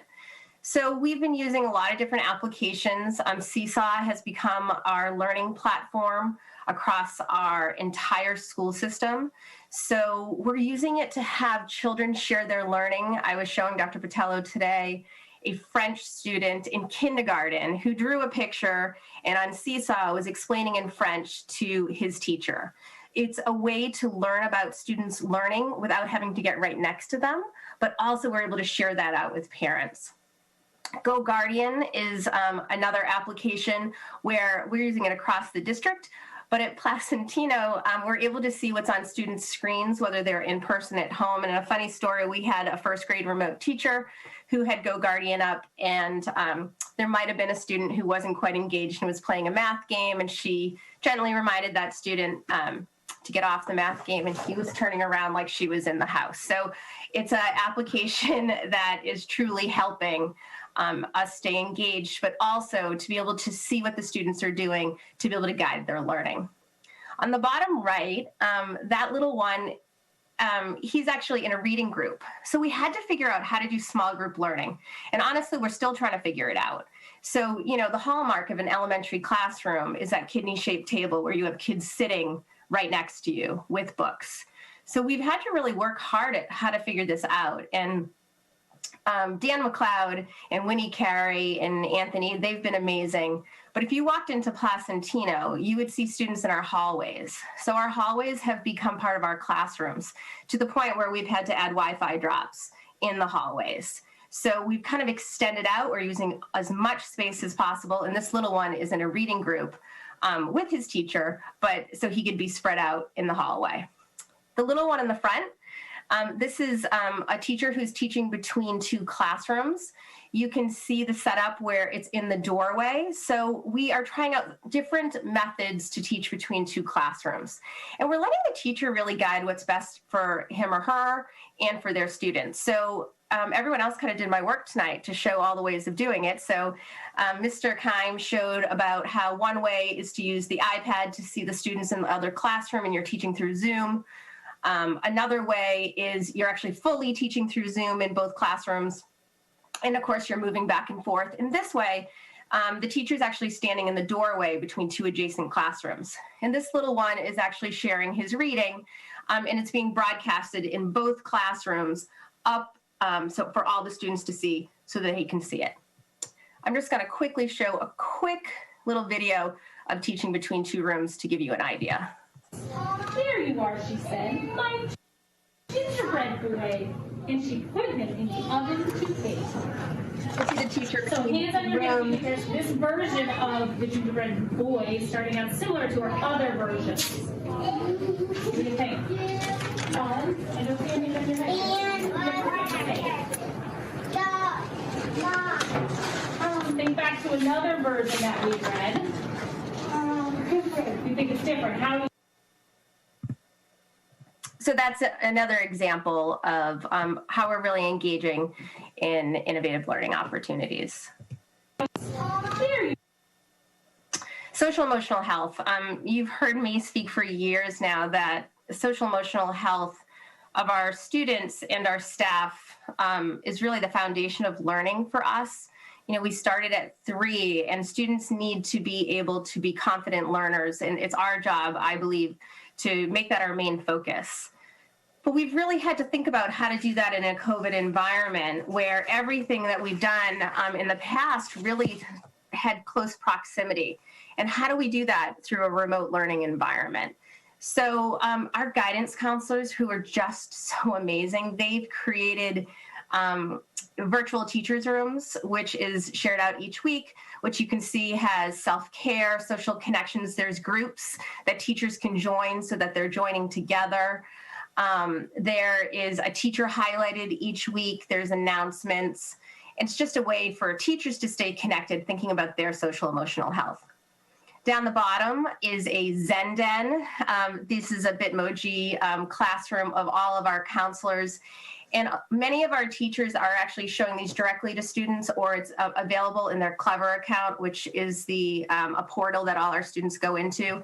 And when you click on all of these each week, there's an additional lesson, a social emotional lesson. So, and then there's a yoga room, you can see that, and there's yoga lessons in there as well. So it's another way that we are bringing and maintaining social emotional health. We've had to really think about, you know, before we had areas that students went to for movement breaks and self-regulation and that piece. And, you know, we really didn't know how to do that in the beginning, and we're still working on it, but it's really our teachers who are taking our lead. We have yoga mats for every single student at Placentino for in-person. They're still using the open circle curriculum. Instead of having areas of the room, each student has a different area in their desk or under their desk because we were using them as little caves. So it's something that we're continuing to work on, but is a priority. Teaching all students, as Mr. Keim talked about, our focus for teaching all students really is in 3 areas. Co-teaching is still extremely at the forefront of us for goals, with having our special educator and a classroom teacher together and how they can support some of our students with learning disabilities. In addition, we have course in a pandemic, our Envision Math, the year that we were using of our curriculum, they no longer made it anymore. So we needed to update that this year on top of everything else. And we've been working on that as well. And that's going to continue to be a goal. But a main focus is around our Readers Workshop, in particular using the Fontes-Pinnell classroom. On the left, you can see these are all over our building. These are T-charts that are showing students thinking. That one is about characters in a story. The little one on her yoga mat in there, she is learning about folk tales. She's in 1st grade, and she's using sticky notes to find magical moments, because that's what folk tales have, magical moments. And then she'll be doing a share out at the end. Over to the right, I just wanted to show you a little bit of what a classroom looks like. I think people were really worried that kids at this age would just be sitting at desks in rows and they wouldn't be moving, but you can see one child has chosen to be sitting at his desk doing independent reading, and another child in front of him is sitting on her yoga mat. And I can't say enough about our remote teachers. They are just so amazing. Imagine being online on Zoom with 5, 6, and 7-year-olds all day. These teachers are really incredible. And I just wanted to show you just a little clip of a Reader's Workshop lesson in a 1st grade remote classroom. Okay, your gingerbread version is like a newer version or an older version? Look through your book and pick a spot. All right, well, what do you think? Share with us. Let me make you big so we can see. I think this book is a newer version. Why do you think that? Show me. Because he has a fancy kind of shirt. Oh, so he's wearing fancy clothes. So you can see that while we're still in the midst of a pandemic and trying to figure out how to teach our students and keep it student-centered, we're still moving forward in our learning about how to best meet the needs of students within our Readers Workshop. And then... Okay, your gingerbread version is like a newer version or... And then finally, communication. So for communication, we're trying to give a glimpse for our families in the community into our school, whether it's a remote classroom or an in-person classroom. And like the other schools, we are using Instagram and Twitter, and we're doing weekly newsletters. In addition, our learning platform, Seesaw, it's been amazing that we're able to actually monitor parent comments, so they're able to see what their students are posting and be able to comment to their children and to their teacher. So it's actually bringing learning alive in the classroom, and that's something that we're going to continue as a goal.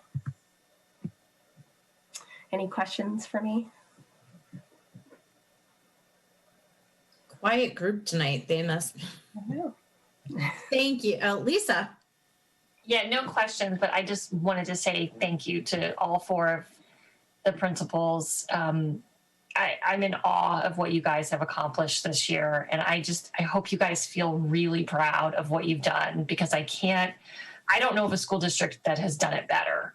And I think that this has way exceeded my hopes and expectations, what, I could possibly have thought of in August or September. And the creativity, the hard work, the flexibility, I keep picturing Erica Linares over and over in that giant tent at drop off because I see her all the time. And the level of commitment and just the ability to roll with the punches is phenomenal. And I hope you guys all feel incredibly proud of what you've accomplished. And thank you.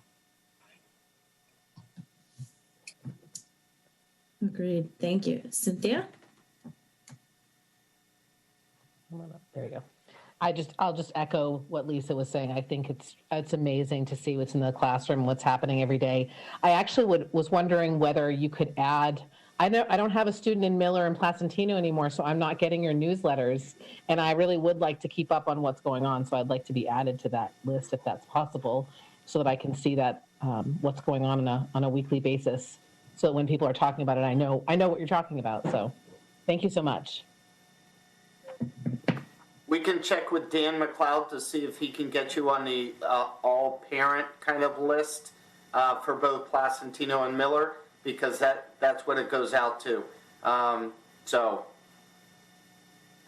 Thank you. Right. So if people don't have any questions, I'd like to wish all of the principals a very happy holiday season and look forward to seeing you in January for our strategic initiatives.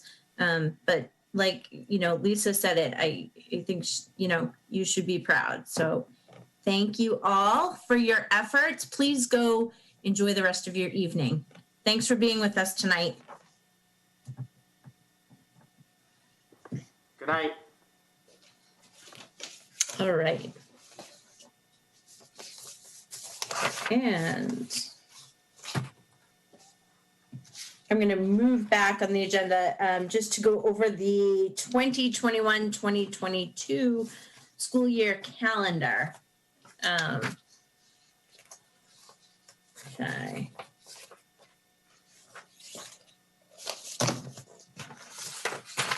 Cynthia. Well, I marked this up quite a bit, actually. I don't know if you remember, was it last week when we met? Maybe it was 2 weeks ago, when I was asking whether it would be possible for us to consider backing up and starting our school year earlier by a few days. I'm just looking at the end date of June 21st, maybe up to the 28th. And I'm just wondering if there's any appetite for us to discuss maybe starting on a teacher starting on that Wednesday prior to the start, our original start, which would be like the 25th, and then having 26th and 27th be for students, and then continue on to the next week. And having either, I don't care if it's the 31st or the 3rd, whichever works for teachers, I guess, whichever they'd prefer.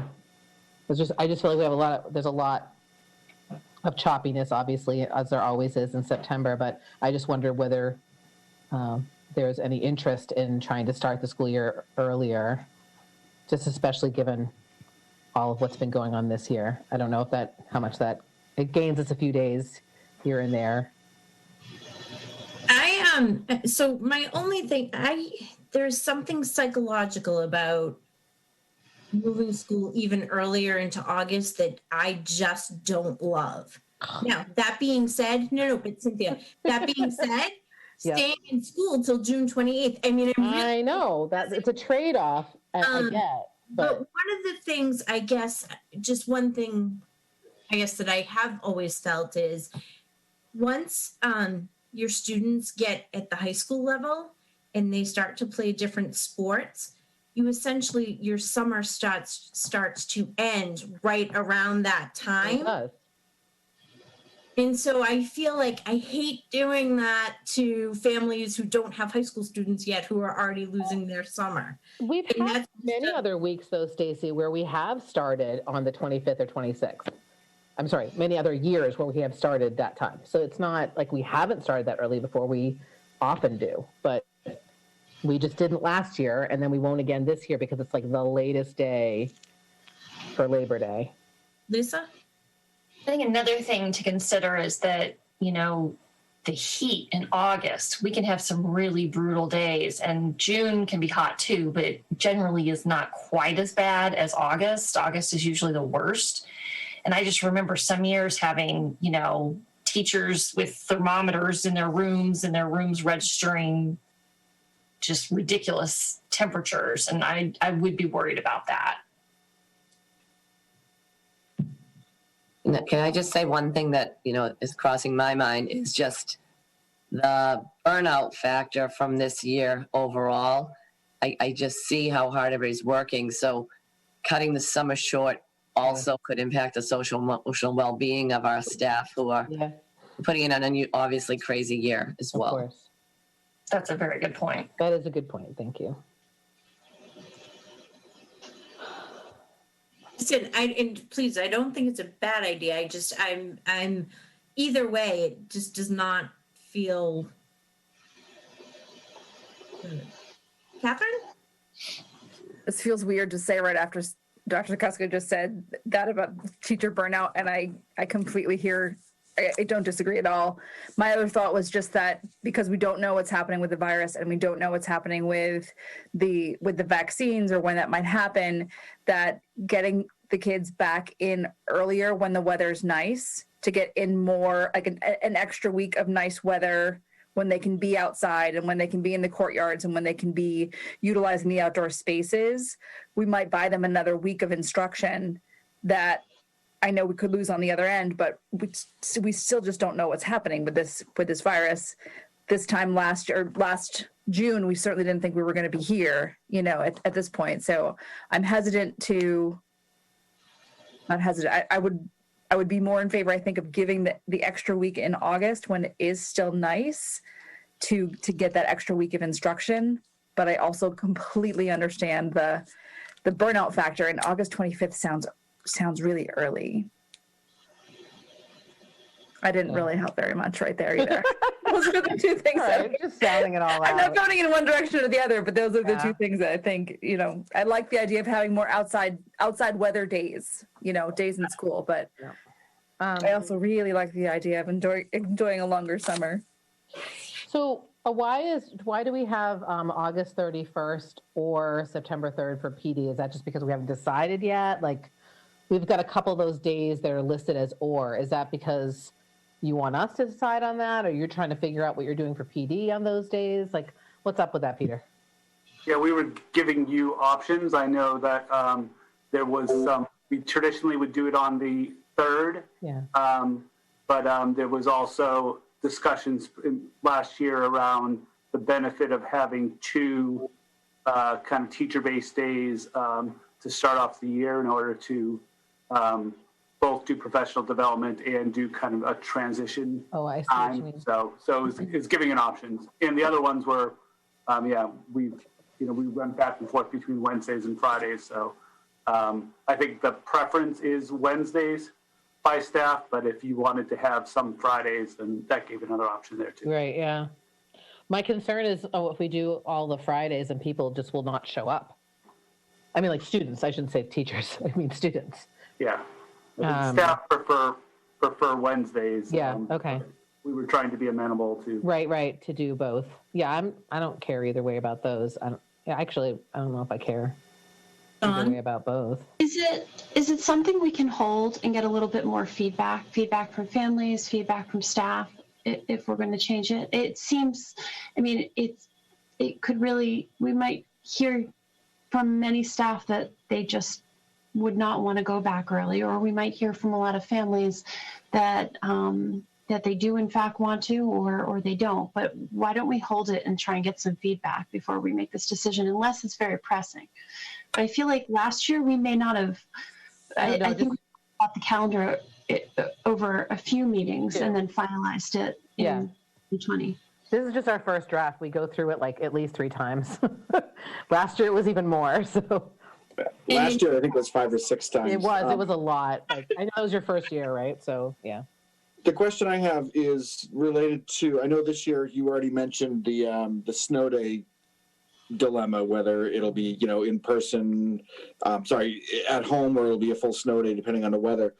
Is that something that's a one-off exception for this year, or is the DESC going to let us do that going forward? I think everything's on the table at this point. I mean, we've proven that we can do it. So, remains to be seen what the state will say, but I don't see why they wouldn't give us that opportunity again, but they haven't really weighed in on future years. Okay. So I think, Dawn, it used to, in a normal time, it would be pressing for families. They wanted to know what the schedule was so that they could go ahead and plan their summer vacations. You know, no, really, because people would say, like, I'm trying to book my vacation. I need to know when the kids are going back to school. Yeah. That's okay. We don't have to. I guess I would, well, and people can't give feedback because they don't see the draft. So I guess, Susan, can we put the draft calendar more prominently on the website so people can take a look and they're welcome to send feedback to any of the committee members? This is not a community decision per se, but I do think people were interested in what families and staff think about it. Yeah. I'm sure.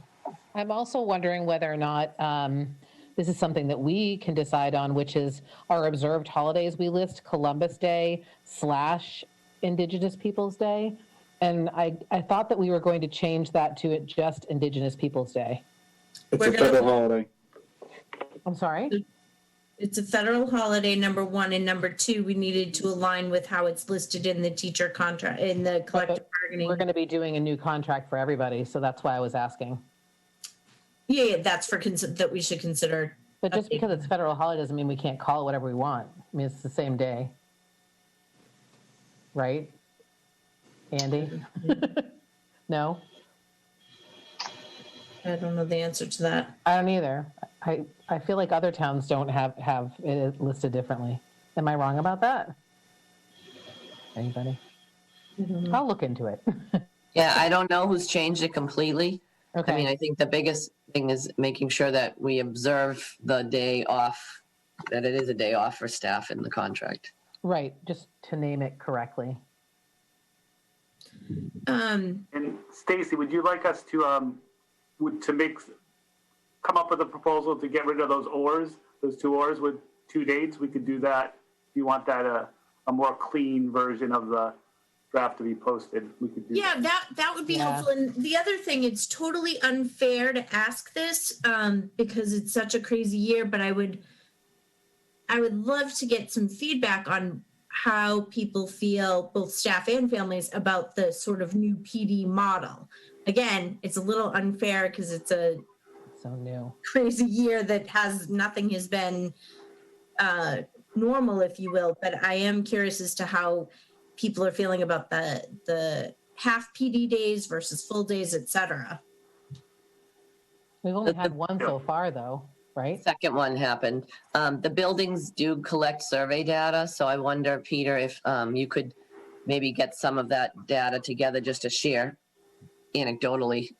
Yeah, we the PD Council analyzes that data after each PD day, and I can just tell you anecdotally, thus far, the response has been really positive. It's been a little less about the model and more about the content, but it's also the timeliness of having PD be, as responsive as possible to the needs, and having them just spaced way out across the year would have not allowed for that consistent kind of revision. Yes, I can report back on that. And again, I completely understand that it's a little bit of an unfair, you're not on even playing field. Right. But no, absolutely. All right, so we will certainly continue this on for our next meeting. Are there any other things sticking out to people that you have questions on?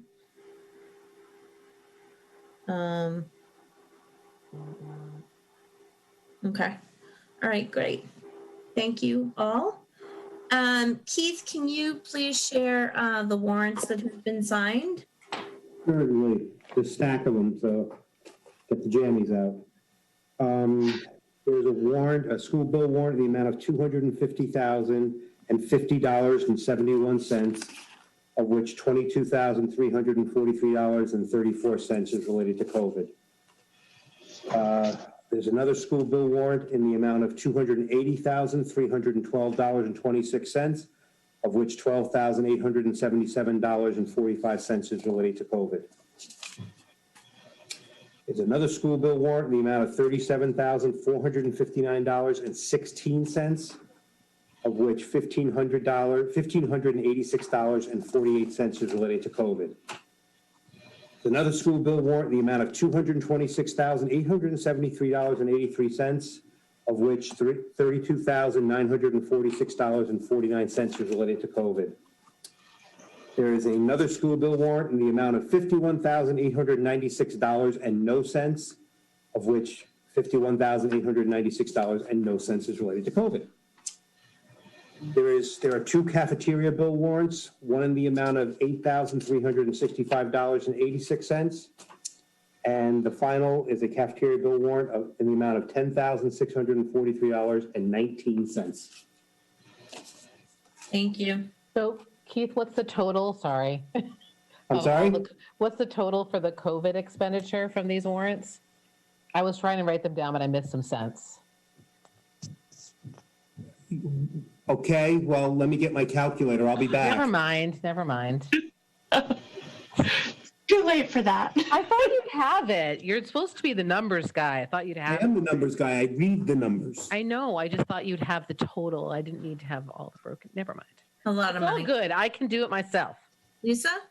Are we gonna vote on the communication going out about the announcement regarding Dr. Kuska? No, because it needs to be edited. Okay. Well, can you read it quickly to yourself for the moment and tell me if there's anything in there about the successor contract? That's my only concern, because we didn't vote the successor. Okay, let's not. I'll look at it. Oh, but hold on. Let's just look really quick. Yeah, I have it up. Otherwise, we won't communicate for like a month, right? Oh, yeah. Yeah. So I was going to say, tomorrow morning, I am going to post a meeting for next Thursday, just in case. Okay. It will be the week before winter break. If there's anything that needs to be discussed about either winter athletics, anything about our numbers, I really don't want to meet next week. But either way, it would really be better if we could get this communication out tomorrow. I took what you wrote and I made some edits and I shared it with everybody. Mm-hmm. I just read it. I think this could go. I think if we spend 5 minutes. Well, we do. Okay. Hold on. Let me pull it up. Go ahead, Sin. What were you going to say? Well, it says that the date through 2023. Can we say that? We can edit that, right? Yeah. But what do you want to say instead, Dawn? Through 2021, right? And nothing more? Well, that we're actively working through a contract. Right. Well, that's what I'm saying. That's why. Right. But that. Okay. Should we add that, somebody? Or Lisa, do you want to add it? Or who's writing? I don't know.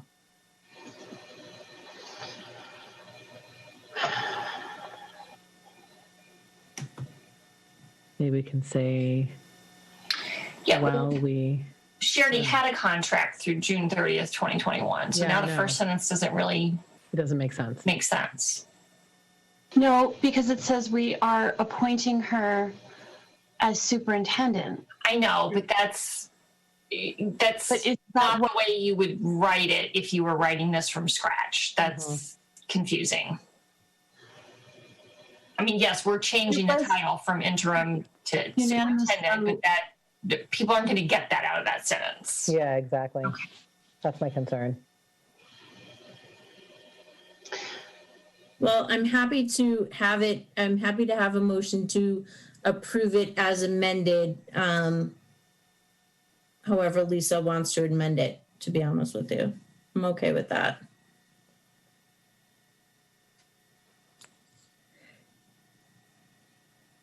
Anybody? I think we should wait. I think we should just wait. Can we just wait till next week and then figure it out then? Yeah. I don't think we can do this right now. Okay. Because it's a different message now. So let's just move on. We can do like a 15-minute minute meeting next week, Stacy? Okay, well, if we need to have a meeting, I'm gonna have it posted if we need to have it. But only if there's something that, you know, Susan and team need to share about numbers, about athletics, anything like that. I don't know. Okay. We should probably put it out. There are, just for your information, the policy subcommittee meeting minutes that have been approved were in your packet. So next week would be what I would consider more of a special / emergency, for lack of a better term, meeting. January 7th, 2021. Oh my God. That is our next meeting. I have actually invited the high school to come and present their service learning projects. That's of big interest to me. I love when they do that. We will talk about. Is that Heather Mills? Yes. Okay. Yes. Caitlin, yes. Sorry, Caitlin. Sorry. And then Peter, can you give it an update in January just on the PD from yesterday? And then sure. what's coming at the next one? And then we may have some other topics that I cannot think of at the moment. So with that being said, does anyone have any other questions or anything? So I really hope not to have to see you next week, as much as I enjoy working with you all. But if we do, we'll meet next week. Otherwise, I wish you all a very happy holiday season. And I can't wait to say it's 2021 because I am so over 2020. So with that. Amen and pass the peas. Is there a motion to adjourn? You, Ms. Potion. Seconded by Cynthia. By Cynthia. All in favor. Ms. Naborski. Yes. Mrs. Stevnik. Yes. Dr. Savard. Yes. Ms. Koshin. Yes. Mr. Morton. Yes. 9:39. We are now adjourned. Thank you all. Good night, everybody. Happy Hanukkah, everybody. Happy Merry Christmas.